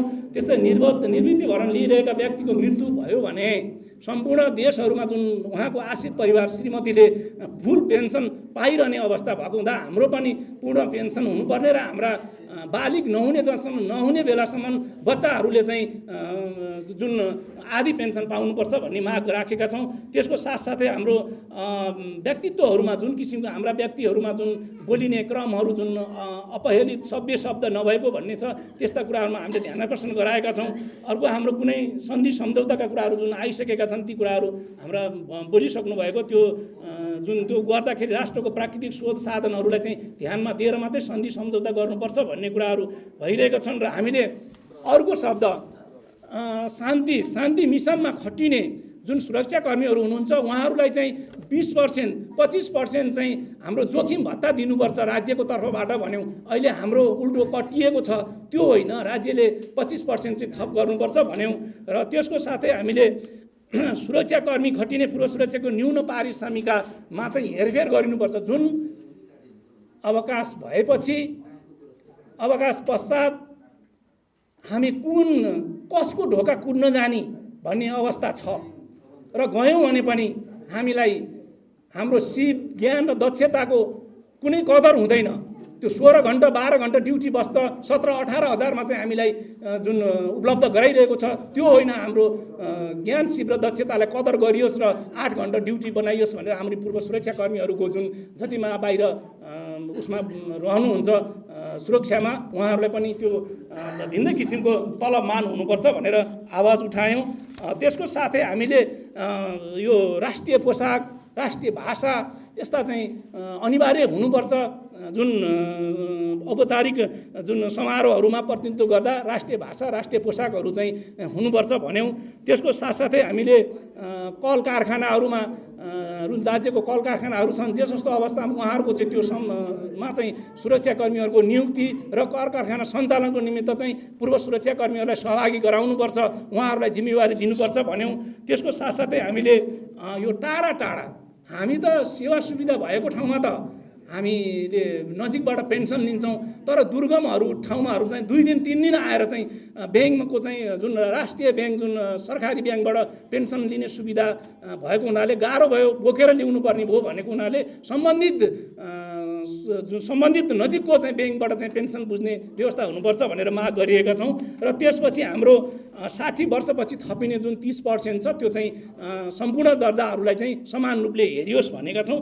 त्यसै गरी हामीले राष्ट्रिय निर्माता पृथ्वीनारायण शाहलाई राष्ट्रिय एकताको दिवसको रूपमा चाहिँ राज्यले घोषणा गरोस् भन्ने कुरो माग गरेका छौँ। त्यसै गरी अर्को लास्ट 19औँ बुदामा चाहिँ वैदिक सनातन धर्म संस्कृति राज्य एउटा हुनुपर्छ भन्ने एउटा हाम्रो माग राष्ट्रियताको मुद्दाहरू उठाएका छौँ। यस्ता 19वटा मुद्दाहरू चाहिँ हामीले उठाइरहेका छौँ। यस्ता किसिमका मुद्दाहरूको लागि हामीले खबरदारी गरिरहेका छौँ। र जुन अब तपाईँ हाम्रो अर्को बाहिरी कुराहरू के छ भने हामी लामो समय सुरक्षाकर्मीमा बिताएर आयौँ र तपाईँहरू हामी यहाँ अहिले विभिन्न पार्टीहरूमा आबद्ध छौँ। हामीले कुनै पार्टीहरूमा तपाईँ लाग्नुभयो भनेर भनिरहेका छैनौँ। तपाईँहरू जुनसुकै पार्टीमा लाग्नुहोस्, तर तपाईँ हामीलाई हेर्ने दृष्टिकोण पार्टीहरूको कस्तो छ? तपाईँलाई चन्दा दिनु पर्यो भने तपाईँ त पेन्सन खाने मान्छे, कुनै काम गर्न पर्यो भने समाजमा काम गर्न पर्यो भने तपाईँ त अनुभवी मान्छे, यहाँ कुनै विकास निर्माणका काम र चाहिँ टिकट लिने अवस्था उहाँ तपाईँ त भर्खरै चाहिँ सहभागी हुनुभएको, उहाँ त लामो समयदेखि हुनुहुन्छ, उहाँलाई दिनुपर्छ भनिन्छ। त्यस्तो अवस्था अब छ। हामीले सुरक्षाकर्मीहरूलाई हेर्ने दृष्टिकोण पार्टीहरूले त्योबाट हामी मुक्त हौँ। हामीले जुनसुकै पार्टी यो पार्टी हामी यहाँ जुन हाम्रो पूर्व सुरक्षाकर्मी कुनै पार्टीको विरोध गर्न, कुनै पार्टीलाई समर्थन गर्न कुनै ठाउँ उपस्थित भएका होइनौँ। हामीले जुन राज्यले गर्ने राम्रा कामहरूको समर्थन र नराम्रो कामहरूको विरोध गर्दै आइरहेका छौँ। जुनसुकै सरकार होस्, जुनसुकै पार्टी होस्, जुनसुकै व्यक्ति होस्, हाम्रा सङ्गठनका निमित्त पनि हामीले खबरदारीहरू गरिँदै आएका छौँ। यसको साथै हामीले चाहिँ ज्ञान सिप र दक्षताको चाहिँ हाम्रो सही सदुपयोग होस् भन्ने कुराहरू छन्। हाम्रो चाहिँ यो दायित्वको कुराहरू जुन मैले भने, अब हामीलाई यहाँ हिजो मात्रै हाम्रा यहाँ उपस्थित साथीहरूले यहाँ जानकारी गराउनु भयो, हामीलाई केन्द्रबाट यस्तो यस्तो किसिमको कुराहरू आयो। हामीले हाम्रा परिवारहरूलाई भेट्न पाउँदैनौँ। हामी एउटै परिवारको मान्छे हौँ। हाम्रा एउटा परिवारको मान्छेलाई हामी भेट्न आउँदाखेरि हामीलाई यहाँ किन कार्यक्रम गर्न दिइँदैन, यस्तो किसिमको प्रश्नहरू उठिरहेको छ। हामीलाई एउटा चुनौतीको रूपमा उहाँले दिनुभएको छ। हामी परिवार हौँ, एउटै परिवार हौँ। परिवारको निमित्त अभिभावकसँग हाम्रो सेवा सुविधा माग गरेका छौँ। एउटा बच्चाले हामीकै बच्चाले हामीसँग अभिभावकसँग उसले भनेको कुरा भएन भने रोएर हुन्छ कि कराएर हुन्छ कि जसरी हुन्छ माग गरेको हुन्छ नि। हामी त्यसै गरी हाम्रा चाहिँ माथिल्लो निकायसँग माग गर्न, हामीलाई आवश्यक पर्ने कुराहरू माग गर्न यो अभियानमा हिँडेका छौँ। यस्तो किसिमको अभियान चलाइरहेका छौँ। हामीलाई कुनै राज्यको लागि द्रोह गर्न होइन, हामीले त सङ्गठित गर्न, राष्ट्रियता गुम्न लाग्यो, यसलाई संरक्षण गर्नुपर्छ, सुरक्षित गर्नुपर्छ। यदि हामी यति शक्ति छौँ, हामी 5 लाख भूपुहरू र उहाँका आश्रित परिवार 20 देखि 25 लाख आश्रित परिवारहरू छौँ। हामी एक भयौँ भने यहाँ कसको के हुन्छ? हामी एउटा वैकल्पिक शक्तिको रूपमा पनि सक्छौँ। उहाँहरू फेल भएको अवस्थामा अरू हामी राजनीति गर्ने भनेको होइन। हामी पनि छौँ यहाँ, हाम्रो शक्ति पनि छ। हो, यो शक्ति हामीले एक हुनुपर्छ र यो शक्ति छ भन्ने कुरो राज्यलाई हामीले देखाउनुपर्छ। अनि हामीले जे भन्यो त्यही हुन्छ। माग गरे माग हुन्छ, जे माग गर्यो त्यही हुन्छ। तर हामीले राज्यले धान्न नसक्ने अवस्थाको माग त कहिले पनि गर्दैनौँ। तर हामीले के माग गरेका छौँ भने 8 घन्टा ड्युटी बस्ने र 24 घन्टा ड्युटी बस्ने एउटै सेवा सुविधा अझ तल यस्तो अवस्था छ, त्यो हुनुहुँदैन भनेका छौँ। 1 रुपियाँ मात्रै किन नहोस्, समाजमा सुरक्षाकर्मीलाई हेर्ने दृष्टिकोण 1 नम्बरमा हुनुपर्छ। यस्ता किसिमका अभियान लिएर हिँडेका छौँ हामीलाई। अब अस्ति संविधानविदहरूले पनि भन्नुभएको छ 24 घन्टा ड्युटी बस्ने र 8 घन्टा ड्युटी बस्ने पेन्सन डबल हुन्छ भन्ने कुरा छ। हामी 16 वर्षको पेन्सन लिएर गयौँ भने 32 वर्षको पेन्सन पाउँछौँ भन्ने छ। त्यस्तो अवस्थामा हामी लडिरहेका छौँ। हामी सबैको लागि, हामी पूर्व सुरक्षाकर्मी लागि एउटा पदाधिकारीहरूलाई मात्रै होइन, हामी 5 लाख भूपुहरूको लागि र 20 देखि 25 लाख आश्रित परिवारहरूको निमित्त हामी लडिरहेका छौँ। यसका निमित्त हामी एकजुट भइरहेका छौँ र तपाईँ हाम्रो सहयोग आवश्यक छ। एउटाले मात्रै गरेर त हुने नै छ। यसको साथसाथै हामीले जुन किसिमको हामी यो अभियान लगिरहेका छौँ, जुन आज यो कार्यक्रम गरेर मैले लामो समय लिनै पर्ने अवस्था पनि थियो, किनकि यो अब आज हामी यो सिन्धुली जिल्ला गठन कार्यक्रममा जुन आउनुभएको छ, यहाँहरू कार्यक्रममा हामीलाई निमन्त्रणा गरेर जुन यो अवसर दिनुभयो र यहाँ उपस्थित सम्पूर्ण हाम्रा रेस्पेक्टेड सरहरू, महानुभावहरूलाई धन्यवाद दिँदै र हुन लागेको अहिले गठन हुन लागेको कार्य समितिलाई शुभकामना, राम्रो गठन होस् र उहाँहरूले राम्रो काम गर्नु, राम्रो जुन सक्षम व्यक्तित्व चुनिउन् भन्ने शुभकामना दिँदै मेरो 2 शब्द यहीँ टुङ्ग्याउँछु। जय राष्ट्र, जय मातृभूमि। धन्यवाद पूर्व सूचना परिषद केन्द्रका अध्यक्षज्यू कोमल राउतज्यूलाई। यसै क्रममा अब यो अन्तिम मन्तव्य रहनेछ। आजका प्रमुख अतिथि पूर्व सुरक्षाकर्मी परिषद नेपालका सल्लाहकार तथा नेपाली सेनाका पूर्व सहायक रथी तथा इतिहासकार डाक्टर श्री प्रेमसिंह बस्नेतज्यूलाई देशमा आमन्त्रण गर्दछु। सबैलाई नमस्कार, सलाम, जोरले जोजोलोपा अस्सलामु अलैकुम र महिला वर्ग र नानी बाबुहरूलाई स्वागत गर्दछु। यस कार्यक्रमका सभापतिज्यू, त्यसपछि केन्द्रबाट आउनुभएका यो पूर्व सुरक्षाकर्मी परिषदका सभापतिज्यू, केन्द्रीय पदाधिकारीहरू, उपस्थित साथीहरू, हामी पहिला सेनामा थियौँ, प्रहरीमा थियौँ, जेमा थियौँ, लाउरे थियौँ, हामी फौजी थियौँ, सिपाही थियौँ। आज हामी पूर्व सैनिक, पूर्व सुरक्षाकर्मी भएका छौँ र हामी मित्र हौँ। यसमा हामी ठुलो सानो केही पनि छैनौँ। र अब हामीले मान मर्यादा खोजेर हामीले जागिरको जस्तो मनस्थिति लिएर यो काम चल्दैन र त्यो भएको हुनाले तपाईहरू सम्पूर्णमा एकमुष्ट रूपबाट मैले यहाँहरूलाई सलाम गर्ने, नमस्कार गरेँ र सबैभन्दा पहिला यो पूर्व सुरक्षाकर्मी परिषद सिन्धुली जिल्ला कार्य समितिको गठन गर्न लागेकोमा म शुभकामना दिन चाहन्छु र त्यसभन्दा पहिला म यहाँहरूलाई एउटा इतिहास के बाँड्न चाहन्छु भने तपाईहरुको सिन्धुली भनेको एउटा इतिहास हो। यो पृथ्वीनारायण शाहले सिन्धुली गढीमा युद्ध लड्नु भएको छ। जतिखेर सिन्धुली गढी उतातिर गएर तिमालकोट, त्यसपछि यो सबै यो हरिहरपुर गढी लगायत मकवानपुरको सेन राजाका थिए। यो पटक पटक 2 महिनासम्म त तिमालकोटमा लडाईँ भयो। त्यो लडाईँ जितिसकेपछि सिन्धुली गढीमा त्यतिखेर गोर्खाली सेनाले लडाईँ लड्यो। 3-4 दिनमा फेरि मकवानपुर सेनाले जवाबी हमला गर्यो, फेरि अकुपाई गर्यो। त्यसपछि पृथ्वीनारायण शाह आफैले नेतृत्व दिएर यो सिन्धुलीको लडाईँ लडेर यो सिन्धुली गढी मकवानपुरे राजासँग विजय भएको हो। त्यसपछि अर्को 2 दिन पछाडि तपाईहरुलाई थाहा छ हरिहरपुर गढी जो यसै जिल्लामा पर्दछ, त्यो हरिहरपुरी गढीको चाहिँ पनि नेतृत्व, लडाईँको नेतृत्व पृथ्वीनारायण शाहले नै गर्नुभएको थियो। दुईटा त तपाईको पृथ्वीनारायण शाहले लडाईँ लडेको यो भूमि हो। तेस्रो रूपमा विक्रम सम्वत 1824 सालमा जतिखेर अंग्रेजले एक बाहिनी फौज लिएर आएर काठमाडौँ उपत्यकामा हमला गर्न गोर्खालीको विरुद्ध लड्न मार्च गर्दै थियो, त्यतिखेर पनि पृथ्वीनारायण शाह खनिया खर्क भन्ने ठाउँमा आफ्नो ट्याक्टिकल हेडक्वार्टर खडा गरेर युद्ध सञ्चालन गर्नुभयो।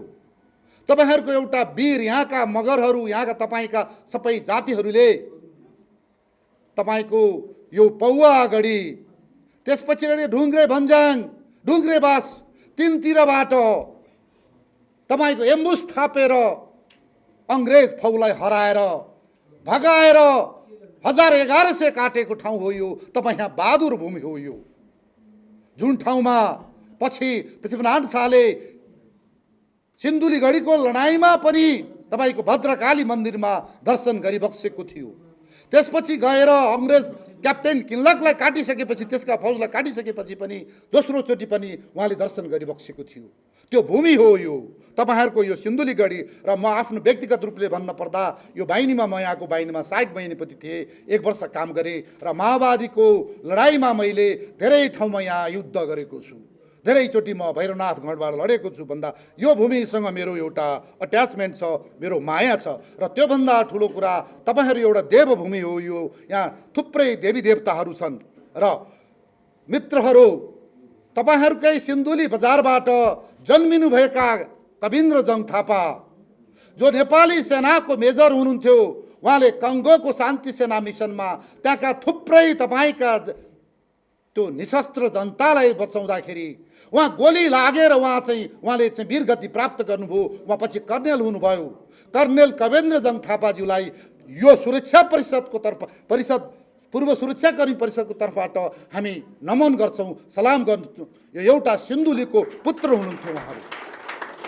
त्यसै गरेर त्यही महावादी युद्धको कालमा यो भिमान प्रहरी चौकीमा थुप्रै प्रहरीहरूले यहाँ चाहिँ शहादत प्राप्त गर्नुभएको छ। उहाँप्रति हाम्रो सम्मान छ, सलाम छ र उहाँहरूलाई स्वर्गवास होस्। र अरू कुरा पनि मलाई भन्न गर्व लाग्छ।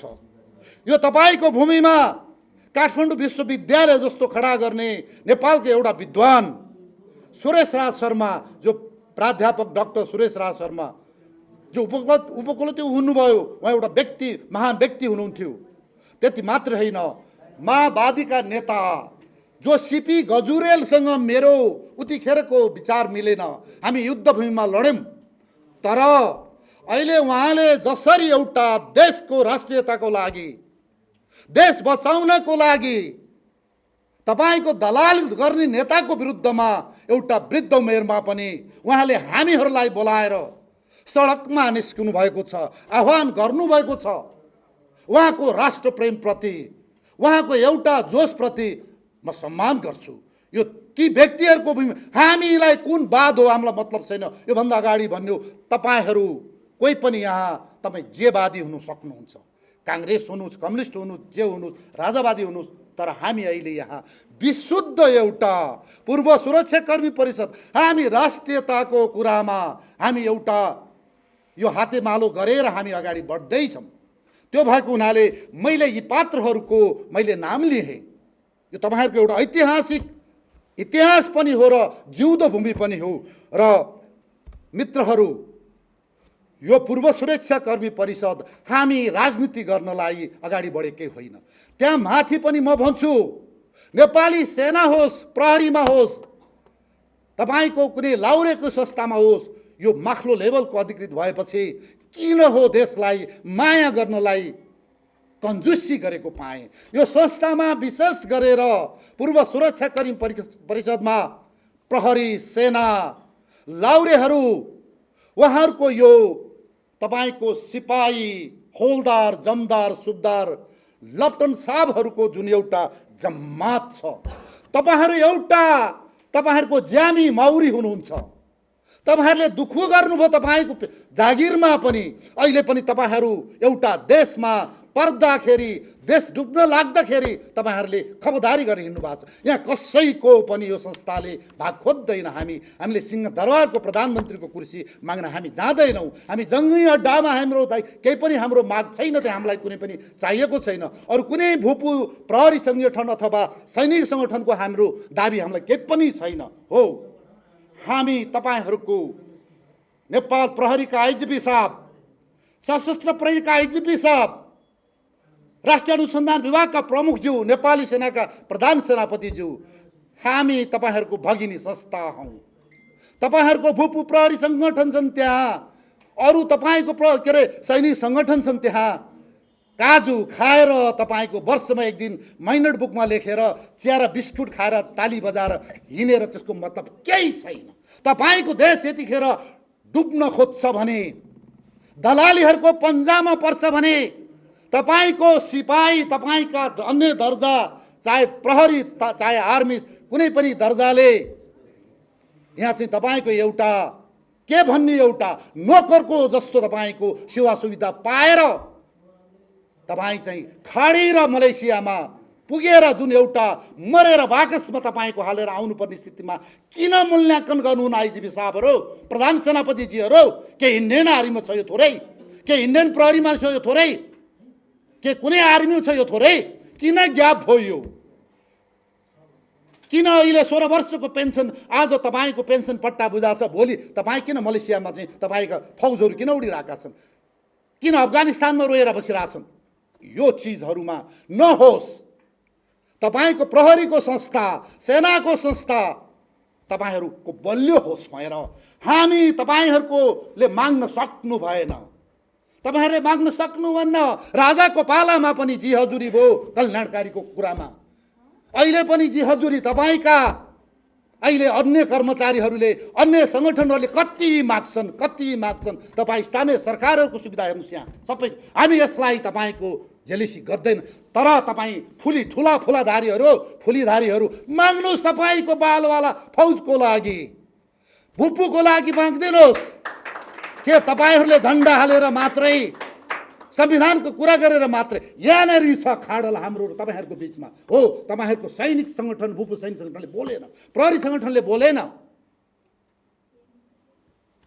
हेर्नुहोस्, कहीँ पनि यो ब्रिटिस आर्मीका लाउरे परिवार, इन्डियन आर्मीका लाउरे परिवार, सिङ्गापुर पुलिसका लाउरे परिवार, सशस्त्र प्रहरी, नेपाल प्रहरीका जवान परिवार, भूपूहरू, नेपाली सेनाका भूपू परिवार, तपाईहरूले बुझ्न जरुरी छ। आम सञ्चार माध्यमले बुझ्न जरुरी छ। आइएलओ भनेको संयुक्त राष्ट्रसङ्घको एउटा सङ्गठन हो। यसले के भन्छ? एउटा व्यक्तिले कति काम गर्ने? 8 घन्टा मात्रै गर्ने। 8 घन्टा काम, 8 घन्टा आराम, 8 घन्टा सुत्ने हो यो। हो, हेर्नुहोस्, अहिले हामी सिभिल कर्मचारीहरूलाई हामी नमन गर्छौँ। उहाँहरूको कानुनले नै त्यही भन्छ। उहाँहरू अहिले पनि नेपालमा 10 र 5 हो, बिचमा 1 घन्टा खाजा खाने छुट्टी छ उहाँहरूलाई। उहाँहरू घर आउनुहुन्छ। तर सेना प्रहरीमा हेर्नुहोस्, 24 घन्टा ड्युटी, 7 दिनमा 24 घन्टा बस्नुपर्छ भने हामीलाई आदेश छ। हामी जतिखेर परे हामी बुट भेरेर हामी सुत्छौँ, राइफल सिरानी राखेर हामी सुत्छौँ। हो, यो एउटा तपाईँको यो हाम्रो जीवनको डिप्रिसिएसन हो। डिप्रिसिएसन भनेको खिन्छ नि, तपाईँको जाँतो पनि पेल्दा पेल्दा खिन्छ, घट्टो पनि पेल्दा पेल्दा खिन्छ, हतियार पनि गोली हान्दा हान्दा त्यसको मजल ठुलो हुन्छ। यो खिएको हुनाले 16 वर्ष पेन्सन किन गरियो? एउटा सिभिल कर्मचारीले 8 घन्टा गर्छ भने एउटा तपाईँको प्रहरी र सेनाले 8 दिन 24 घन्टा गर्छ एक दिनमा। हेर्नुहोस्, तपाईँको 3 वर्ष काम गरेको सैनिक कर्मचारीको काम एउटा बन्दुकधारीले 1 वर्षमा गर्छ। हेर्नुहोस् उसको जीवन कति खिएको छ। त्यो घट्टो हो, त्यो खिएको हुनाले सक्दैन, जीवनले पनि कति धान्न सक्छ। त्यो भएर संसारभरि सेना प्रहरीलाई 16 वर्ष पेन्सन दिएको हो। यो हेर्नुहोस्, तपाईँ यो अन्तर्राष्ट्रिय एउटा मान्यता हो। यो जीवनले तपाईँको त्यो ऊर्जा त्यो उसको सक्दैन त्यो भन्दा यो चिजहरूमा लडिदिनुहोस्। इच्छा हुनेलाई नेपाल प्रहरी, सशस्त्र प्रहरी, सेनाले 16 वर्षमा पेन्सन जानै पर्छ। यिनीहरूको दोस्रो तपाईँको करियर भन्छ जारी खानै पर्छ। हाम्रा पेन्सनले, हाम्रा रासनले त्यो मागे खाने जस्तो के छ? मैले भने दक्षिण एसियाको कुनै बङ्गलादेशको जति मात्रै गरिदिनुहोस् न। इन्डियन आर्मी त कुरा छोड्नुहोस्, इन्डियन आर्मीको तपाईँको एउटा जेसिओको जति तलब मेरो जर्नलको छैन। एउटा सेकेन्ड लेफ्टेनेन्ट नियुक्ति भएपछि 1 लाख तपाईँको चाहिँ उसको तलब हुन्छ मोटामोटी। रेलमा फ्री छ, फर्स्ट क्लास। कति तपाईँको त्यहाँ फ्री छ? खोइ त। हेर्नुहोस्, किन भन्दा यो हामीले माग्न नसकेको हो। यो यसमा सरकारको दोष छैन। यो संसारको कुन आर्मीले, कुन प्रहरीले आफ्नो तपाईँको शान्ति सेनाको पैसा काटेर अस्पताल बनाउँछ?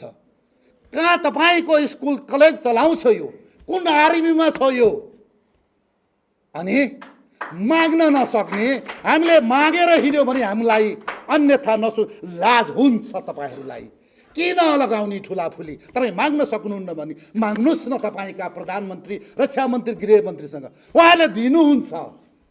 उहाँहरू जी हजुरी गरेर माग्न नसक्ने के त उहाँहरूले मात्रै चिल्ला गाडी चढेर उहाँहरू मात्रै झन्डा लाएर हुन्छ र?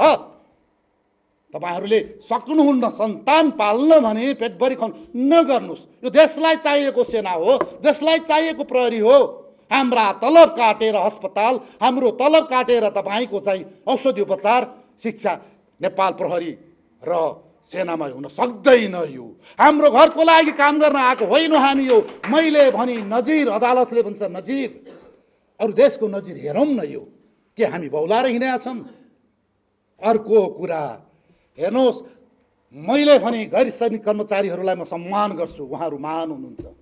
तर दैनिक भ्रमण भत्ता कहिले पनि काटिँदैन। यो अरूको जसो पेन्सन र दैनिक भ्रमण भत्ता हामी सधैँभरि गोली गट्ठा तपाईँको मृत्युसँग खेल्ने एउटा शिक्षा हो, हाम्रो एउटा कर्तव्य हो। त्यो भएको हुनाले हाम्रो पेन्सन अघि मभन्दा अगाडिको पूर्ववक्ताले भनिसक्यो के हामी चाहिँ जनकपुर जोड कारखानाका चाहिँ हामी प्राइभेट कम्पनीका हामी हतियारधारी हौँ? किन बोल्दैनन् मेरा ठुला धारीहरू? अनि टिएडिए किन काट्यो? के लाज लाग्दैन तपाईँहरूलाई? अहिले ब्रिटिस आर्मीको व्यक्ति तपाईँको ताप्लेजुङ आउँछ बिदामा भने सब परिवार प्लेनमा तपाईँको टिएडी दिएर पठाउँछ। सिङ्गापुर पुलिसले त्यही गर्छ। इन्डियन आर्मीले तपाईँको उसले वर्षमा एकचोटि उसले पाउँछ भनेदेखि मेरो देशको तपाईँको सिपाही फौज अथवा प्रहरीले किन नपाउने? अनि राजनीतिक नेतृत्व खुरुखुरु आउने, आफ्नो भागमा यत्रा यत्रा तपाईँको पैसाको थैला दिने, अनि हामी कर्मचारी त्यहाँमाथि पनि हामी बन्दुकधारीहरूलाई रेटेको छ। हेर्नुहोस्, तपाईँको टिएडिए काट्दियो, बिदाको पैसा काट्दियो। यति अत्याचार हुन्छ कुनै देशमा? कसरी हामी बिदा जान्छ प्रहरी? कसरी जान्छ हाम्रो सेना? वर्ष दिनमा 4 दिन बिदा पाइँदैन। हाम्रो वर्षको तपाईँको घर बिदा हाम्रो सञ्चित हुन्छ। ल 60 दिनभन्दा बढी जिन्दगीमा नपाउने। हेर्नुहोस्, यति अन्याय हुँदा पनि तपाईँहरूले लडेर हिँड्नुपर्छ। यो कुरा हाम्रा भूतपूर्व सैनिक सङ्गठनहरू, प्रहरीका सैनिक सङ्गठनले बोल्न सकेनन्। हामीले आम जनता, पत्रकार, तपाईँको राजनीतिज्ञ, नेता, प्राज्ञ विज्ञले सुनुन्। हाम्रो अस्पताल हाम्रो पैसाबाट भइरहेछ, शिक्षा पैसाबाट भइरहेछ, टिएडिए हामी घर जाने बेला हाम्रै पैसाबाट भइरहेछ, तपाईँहरूले बोलिदिनुहोस्, हाम्रो दुःख सुनिदिनुहोस् भनेर यो हामी एउटा सन्देशवाहकको रूपमा अल्टिमेटली अन्तत नेपालको सैनिक सङ्गठन बलियो रहोस्, नेपाल प्रहरीहरू बलियो रहोस्। हाम्रो उद्देश्य यही नै हो। हामीलाई केही पनि चाहिएको छैन। हामी आफ्ना तपाईँको पेन्सन खाएर अहिले पनि खल्तीबाट तपाईँको पैसा उठाएर यहाँ चाहिँ तपाईँको दाताहरूले गाडीमा ल्याइदिएर हेर्नुहोस् हामी यहाँ आइपुगेका छौँ। किन आउनु परेको थियो भन्दा हेर्नुहोस्, हामी सहेर बस्नुहुन्न। हामी एमसिसी आयो, हामीले विरोध गऱ्यौँ। अमेरिकाको विरोध छैन यो परिषद, एमसिसीको विरोध छैन परिषद। किन भन्नुहुन्छ? उनीहरू प्रष्ट छ।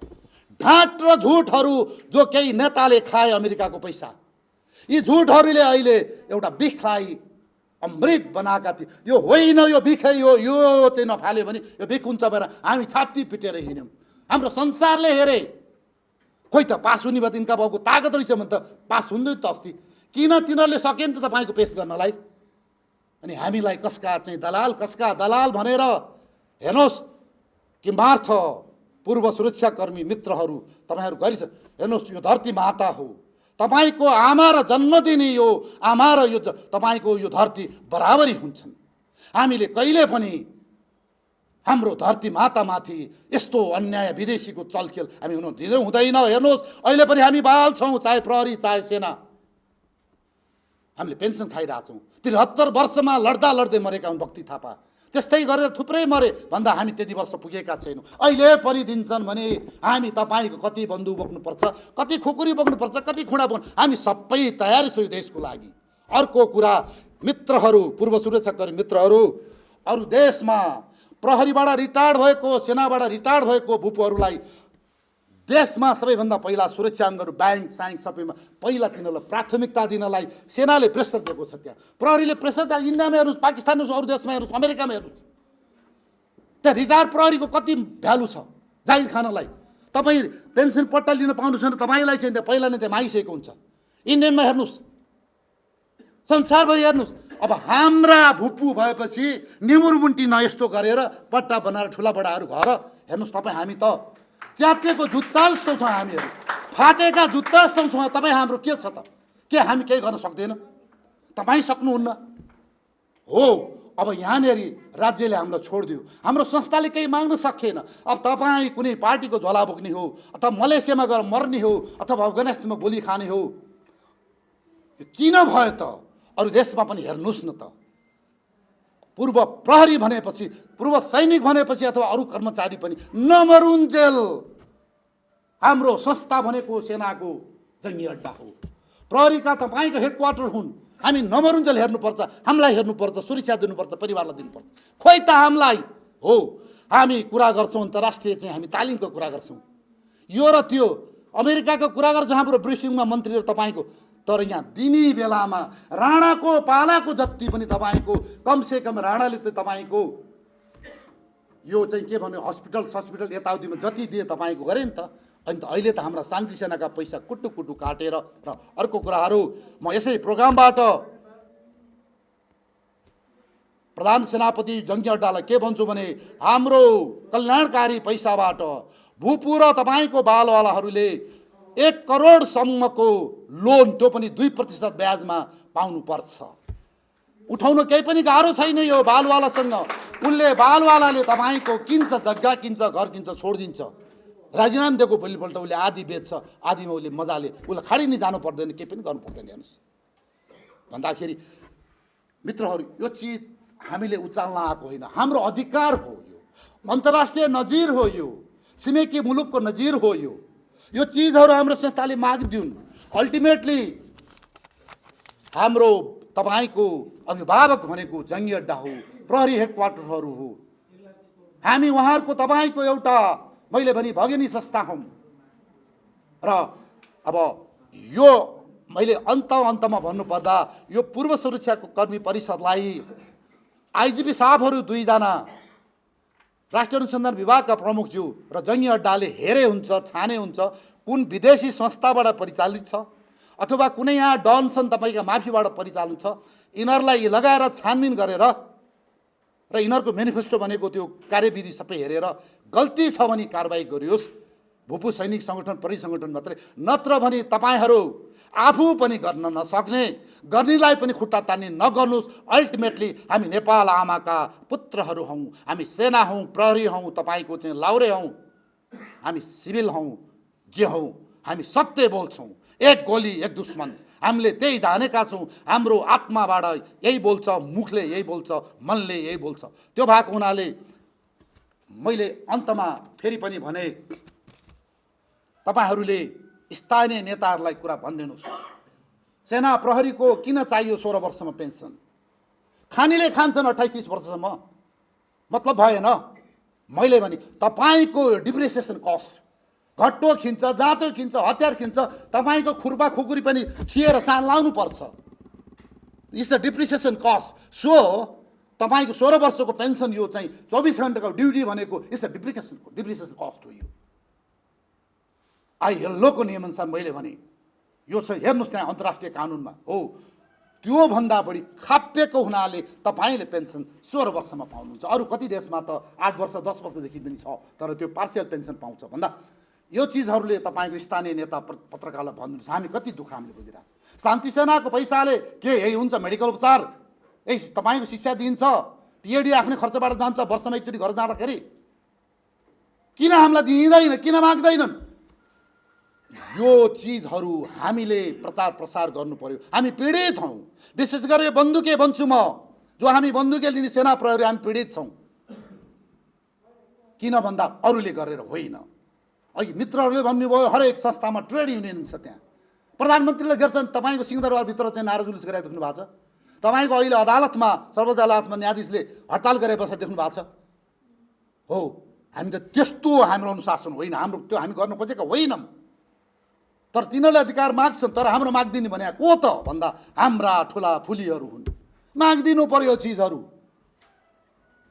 तपाईँ मात्रै तपाईँको यो जी हजुरी गरेर, संविधानको मात्रै कुरा गरेर सीमा मिचिँदा, तपाईँको सीमामा नेपाली मारिँदा, तपाईँको चाहिँ पटक पटक मारिएको छ, हाम्रो कति सीमा मिचिएको छ, हाम्रो बाटो, हाम्रो सीमामा बाटो उद्घाटन गर्दा हामी चुप लाएर बस्नुपर्ने। विदेशीले तपाईँको राजदूत भइसकेका विदेशी दलालहरूले नेपाललाई भुटान बनाउँछु भन्दाखेरि ताली पिटेर त्यही लेख्नेको किताबलाई ताली पिटेर बोझ खाएर लन्च खाएर हेर्नुहोस् हाम्रा देशका सांसदहरू, हाम्रा देशका पूर्व सुरक्षाकर्मीहरू, हाम्रा देशका प्राज्ञ विज्ञहरू हेर्नुहोस्, पर्यो भने हेर्नुहोस्, तपाईँको यो जीवन बलिदानी दिनुपर्छ। यस्ता तपाईँका दलालहरूलाई हामीले स्याबासी दिएर ठुलो मान्छे भनेर हामी बस्न सक्दैनौँ। यो भूमि तपाईँको हो, त्यो फुली लाउने पनि हो, सबैको हो। त्यो भएर हामीले योभन्दा अस्तिको कार्यक्रममा हामीले किताब जलाइदियौँ। त्यो हाम्रो सही निर्णय थियो। त्यो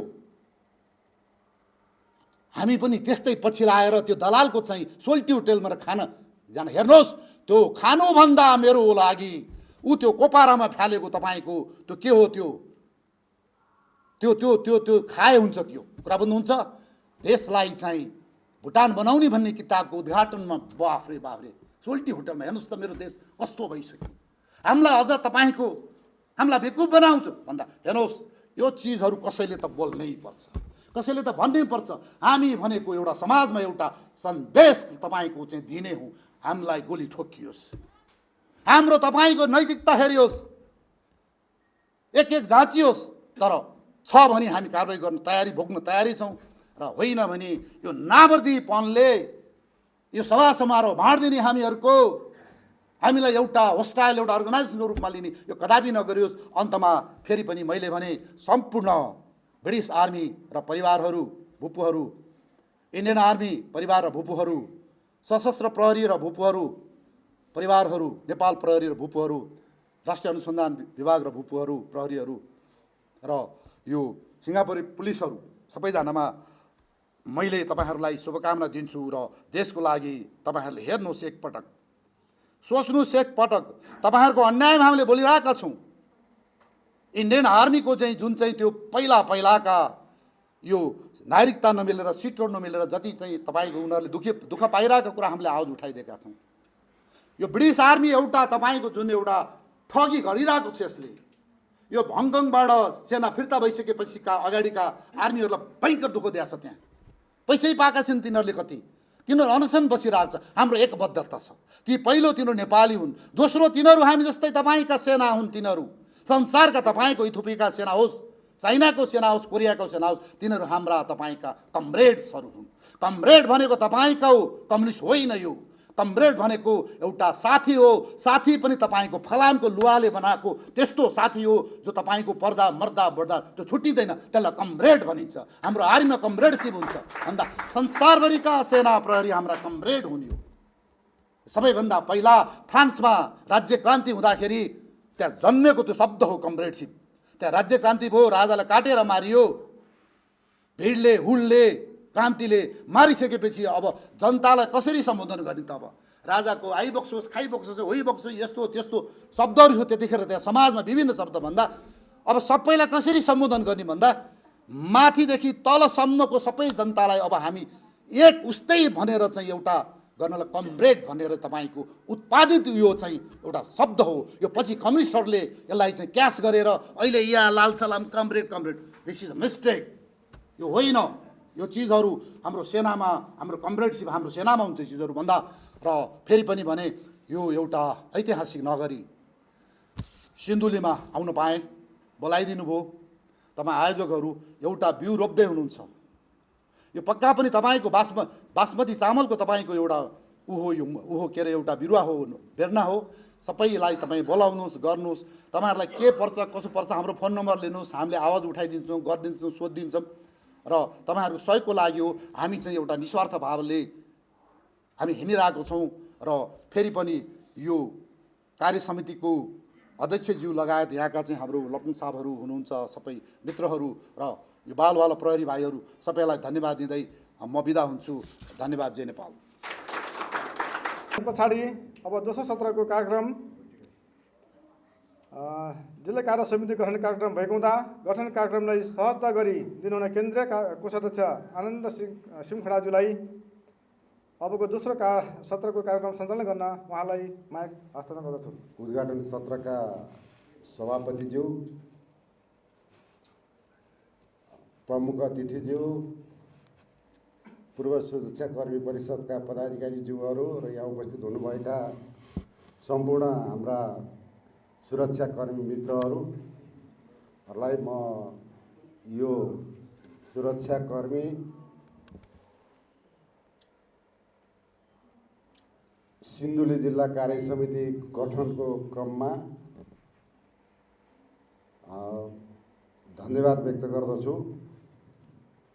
र अब म अध्यक्षज्यूलाई के अनुरोध गर्दछु भने तपाईहरूले यो जिल्ला परिषद गठन गर्दा सबै सकिन्छ सकेसम्म सबै नगरपालिका गाउँपालिका प्रतिनिधित्व होस्, महिलाको प्रतिनिधित्व होस्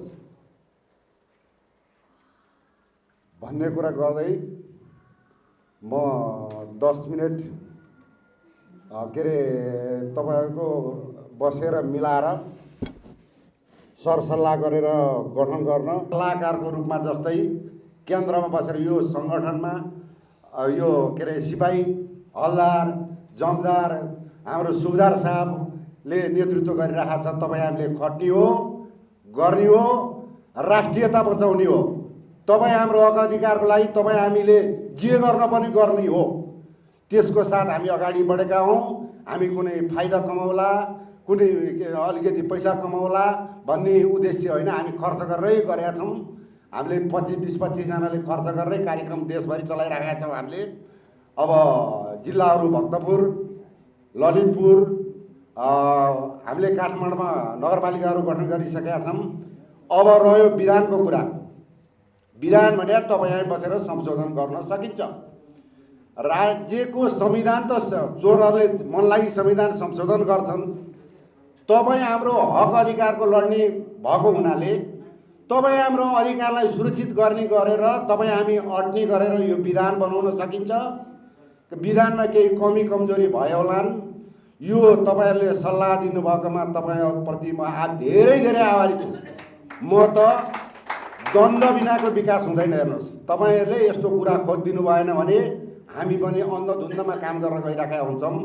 त्यो हामीले सुधार्छौँ पनि, तर कहिले सुधार्छौँ भने अब हामी गठन गर्न सकियो, गठन भएका जति वडादेखि केन्द्रसम्मको महाधिवेशन गर्छौँ। तपाईँहरूले गर्न तपाईँ हामी सबै बसेर यसलाई सुधार गर्छौँ। र मैले अनुरोध चाहिँ के गर्न थालेँ भनेदेखि यहाँ 2-4 जना व्यक्तिहरूले पहिला अघि पनि कुरा आयो, हामी एमालेसँग लिएर आउँछौँ यो सङ्गठन, अब अर्कोले राप्रपातिर लिएर आउँछौँ, अर्कोले चाहिँ माओवादीतिर लिएर आउँछौँ, अर्कोले काङ्ग्रेसतिर। त्यो कल्पना चाहिँ नगरौँ है साथी हो। त्यो हाम्रो आफ्नो ठाउँमा यो सङ्गठन रह्यो भने तपाईँ हामी सबैभन्दा पहिला यो सङ्गठनको चाहिँ इमान्दारी हुनु पर्यो। दलको जेसुकै गर्नुहोस्, हामीलाई थाहा छैन। यो सङ्गठनप्रति इमान्दारी गरौँ र आफ्नो सङ्गठन तपाईँले जिल्लाको जुन सिन्धुली जिल्ला अब हामी गठन गर्न गइरहेका छौँ, म सुनाउँदैछु। यो जिल्लाको तपाईँहरूले गर्नुहोस्। यो जिल्लाबाट राम्रो राम्रो प्रतिनिधि केन्द्रमा पठाउनुहोस्। हाम्रो प्रतिनिधि पुरा भएको छैन, हाम्रो अहिले 40-50 जना भएको छ। हामी पुरा गर्दै जान्छौँ। महाधिवेशनबाट तपाईँहरू पनि आउनुहोस् भन्ने कुरा राख्दै म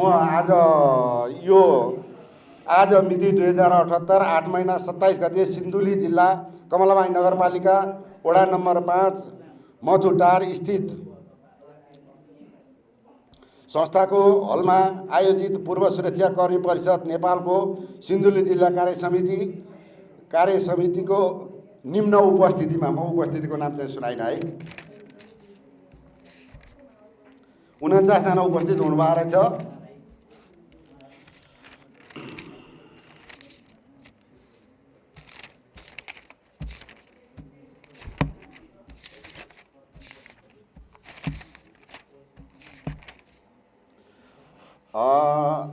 तपाईहरुले हाम्रो उपस्थितिमा जिल्ला संयोजक वासुदेव श्रेष्ठ सर उठ्दिनुहोस् त, उठ्देर इमान्दारी साथ सबैले सलाम गरिदिउँ। सहसंयोजक हरिबहादुर खड्का,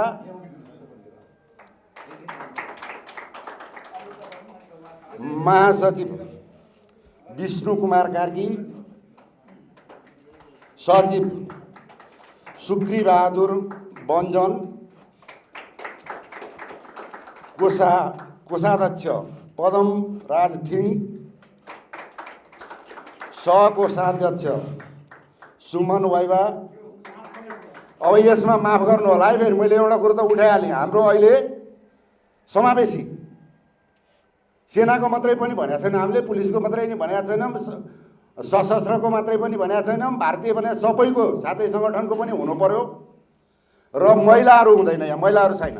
तपाईँहरूले यसलाई विचार गरेर यसमा तपाईँहरूको कमिटीमा कम्तीमा नै सकिन्छ भने अब महिलाहरू जति सके महिलाहरूलाई पनि यो स्थान दिनुहोस्। भोलि केही गरी तपाईँ हामीले यिनीहरूले गद्दार गरेर देश बेच्न लागे भने त हामी लड्नुपर्ने हुन्छ नि। हामी मात्रै लड्न सक्दैनौँ, हाम्रा घर परिवारका सबैलाई उठाउनु पर्ने भएको हुनाले त्यो महिलाहरूलाई पनि यो पदाधिकारीमा समेटिदिन अनुरोध गर्न चाहेँ। अब सदस्यहरू है, अब मैले सदस्य भन्न चित्रलाल श्रेष्ठ, रमेश श्रेष्ठ, सन्तलाल श्रेष्ठ, सन्तलाल लो, सन्तबहादुर श्रेष्ठ, कपिल श्रेष्ठ, सम्मरबहादुर परियार, अमला बुढाथोकी, पार्वती बुढाथोकी, चित्रबहादुर श्रेष्ठ है सर, त्यो चित्रबहादुर श्रेष्ठ ए सरी है, मैले माफी मागेँ है तपाईँहरूसँग। अब बुढो पनि भयो, आँखा पनि त्यति देखेँ है। चित्रलाल श्रेष्ठ रहेछ, मैले अर्कै नाम पढेँ जस्तो लाग्यो है।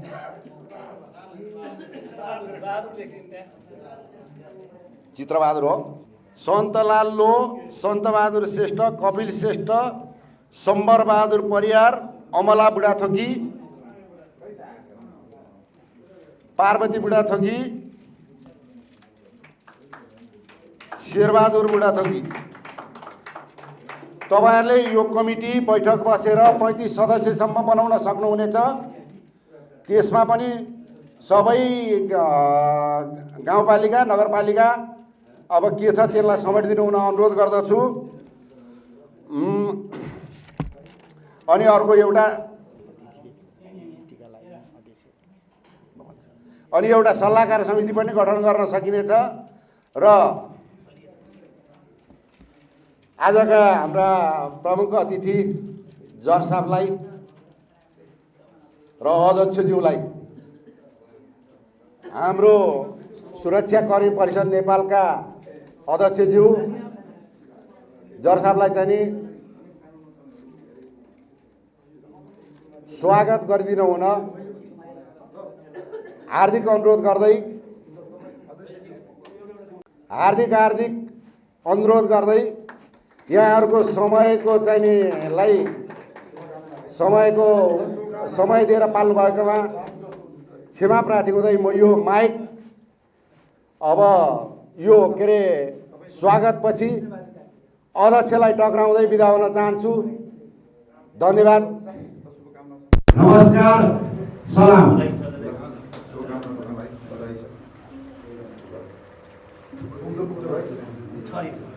अब तपाईँले बधाई सधैँ के गर्नु पर्यो, तपाईँले कार्यक्रम सुरु गर्नुहोस्, बैठक राख्नुहोस्।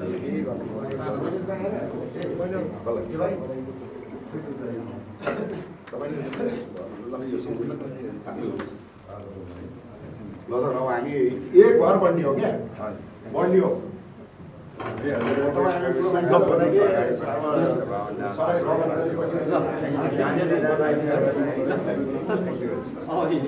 काममा त्यहाँ झन् त्यसै आएको काममा आयो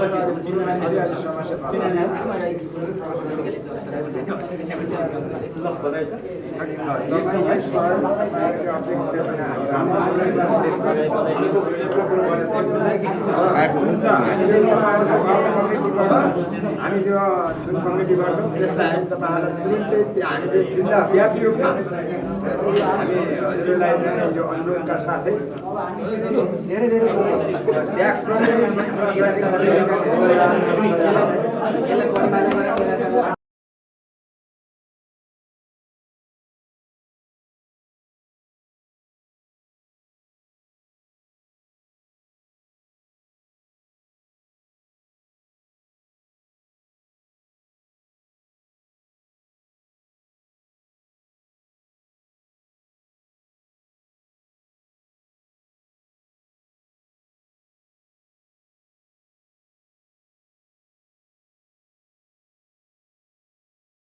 यस गरिमामय हलको आजको प्रमुख अतिथि पाल्नुहुने पूर्व सुरक्षाकर्मी परिषद नेपालको सल्लाहकार तथा पूर्व सहायक रथी इतिहासकार डाक्टर प्रेमसिंह बस्नेतज्यू, त्यस्तै गरेर यस पूर्व सुरक्षाकर्मी परिषदका केन्द्रीय अध्यक्ष केपी रावतज्यू, हाम्रो यस कार्यक्रमलाई सौहार्दपूर्ण र कार्यक्रममा उजाड ल्याउनुको लागि हाम्रो केन्द्रबाट आउनुभएको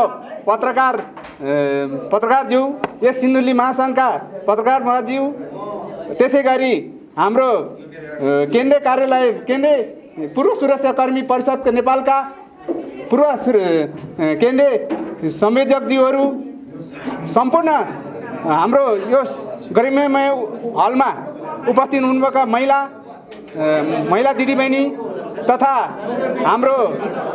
हामीलाई अहिलेसम्म आफ्नो समयको बावजुद आफ्नो वर्दी लगाएर ड्युटीको रूपमा हामीलाई सुरक्षा दिइरहनु भएका हाम्रो नेपाल प्रहरीबाट आइरहनु भएका हाम्रो बालबाला प्रहरी साथीहरू र यस हलमा उपस्थित सबै महानुभावलाई म पूर्व सुरक्षाकर्मी परिषद नेपालको जिल्ला कमिटी गठनको तर्फबाट र मेरो वासुदेव श्रेष्ठको तर्फबाट यहाँलाई हार्दिक कृतज्ञता व्यक्त गर्न चाहन्छु। त्यस्तै गरेर आज हामी यस कार्यक्रम सौहार्दपूर्ण र शोभा बढाइदिई हाम्रो चाहिँ केन्द्रबाट आउनु भएको हाम्रो प्रवक्ता हेमशङ्कर सरले हाम्रो यो पूर्व सुरक्षाकर्मी परिषदको काम कर्तव्य र जिम्मेवारीलाई धेरै के हो भनेर एउटा चाहिँ विश्लेषण पनि गरिदिनु भयो। उहाँको आफ्नो अनुभवलाई पनि यहाँ समक्ष राखिदिनु भयो। त्यस्तै गरेर हाम्रो केन्द्रीय संयोजक केपी राजज्यूले सङ्गठन विस्तारदेखि लिएर अहिलेसम्म हालै गरिरहेको कामलाई उहाँले सबै कुरो यो सभालाई आफ्नो जसरी ऐनाले आफ्नो अनुहार देखिन्थ्यो त्यस्तै गरेर प्रश्न पारिदिनु भयो। किनकि आजको यो सङ्गठन आवश्यकता थियो, किनभने अझै ढिलो भइसकेको थियो भन्ने सबैलाई महसुस भएकै थियो र सङ्गठन आज राष्ट्रिय र राष्ट्रियताको मुद्दाको लागि पनि यो सङ्गठन अत्यन्तै आवश्यक थियो। र त्यस्तै गरेर हाम्रो केन्द्रीय यो भूतपूर्व सुरक्षा परिषद नेपालका इतिहासकार तथा डाक्टर प्रेमसिंह डाक्टरले त हाम्रो सिन्धुली जिल्लाको एउटा ऐतिहासिक वस्तुस्थितिलाई पनि उहाँले विश्लेषण गरेर आफ्नो जिल्लाको सबै वस्तुस्थितिलाई र उहाँको अनुभवलाई तपाईँ हामी समक्ष राखेर अहिले भएको परिवर्तनशील यसको देशको अवस्थालाई र हामी नेपाली सेना पूर्व सुरक्षाकर्मी नेपाल प्रहरी सशस्त्र सबै निकायका भूतपूर्व साथीहरूलाई एकजुट एक ढिक्का एक छाता सङ्गठनमा नि विस्तार गर्नुपर्छ र हामी विशुद्ध राजनीति होइन, यो एउटा चाहिँ हाम्रो केवल एउटा चाहिँ सुरक्षाकर्मीको हक हित र अधिकारको लागि लड्नुपर्छ। हामी अब चुप लाएर बस्नु हुँदैन। अब हिजो जे जस्तो भयो त्यसलाई गल्ती सच्याएर आफ्नो मार्ग लिएर आफ्नो कुरालाई आफ्नो समक्ष सम्बन्धित निकायमा पुर्याउनुपर्छ। एउटा बाटो प्रशस्त मार्ग चाहिन्छ भन्ने कुरो उहाँले पस्ताइदिनु भयो। त्यस्तै क्रममा हाम्रा सहकर्मी हाम्रा सिन्धुली जिल्लामा रहनुभएका जुन विभिन्न सामाजिक र सङ्घ संस्था र हाम्रो भूपू सैनिक तथा हाम्रो चाहिँ प्रहरी भूपूहरू सरले पनि आफ्नो समीक्षा राखिदिनु भयो। अब यो समीक्षा जहाँसम्म लाग्छ हामीलाई अत्यन्तै स्वादपूर्ण र हाम्रो कमजोरीलाई पनि यहाँहरूले भोलिको दिनलाई हामीलाई सच्याउने ठाउँहरू पनि बाटो मार्ग प्रशस्त दिनुभयो। उहाँहरूको भनाइलाई हामीले भनेकै थियौँ, हाम्रो गन्तव्य जाने ठाउँ एउटै छ, हामीले दुईटा बाटो रोजेका छैनौँ। एउटा हाम्रो एउटा मूल एउटा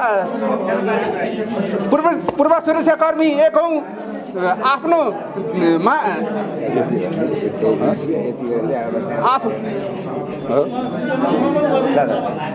यसै क्रमले हाम्रो समय पनि धेरै अभाव र हामीलाई अहिलेसम्म चाहिँ आफ्नो समयको बावजुद पनि यहाँहरूले अहिलेसम्मका समयलाई दिएर यस सभालाई सकारात्मकपूर्ण र यो कार्यक्रमलाई चाहिँ यहाँसम्म हाम्रो जिल्ला सुरक्षा परिषद नेपालको जिल्ला कमिटीसम्मलाई कार्य समितिलाईसम्म गठन गरेर समय दिइरहनु भएको र एउटा कार्यकाल पनि एउटा हस्तान्तरण गर्ने एउटा सुवर्ण मौका दिनुभयो। यसको लागि हामी एकदमै यो जिल्ला कमिटीमा रहेको साथीभाइलाई मेरो व्यक्तिगत तर्फबाट पनि धन्यवाद दिँदै अबको कार्यकाल हामी आफ्नो टुटी र आफ्नो केही कार्यहरूलाई सही मार्ग साथीहरूसँग हातमा हात मिलाएर आफ्नो सही मार्गमा लिनेछौँ। यहाँहरूको सही सुझाव सल्लाह लिएर हामी अगाडि बढ्छौँ भन्ने वाचा गर्दै आजको यस पूर्व सुरक्षाकर्मी परिषद नेपालको जिल्ला कार्य समिति गठनको यहाँहरूलाई अन्त भएको घोषणा गर्छु। जय देश, धन्यवाद। समाजको आवाज.com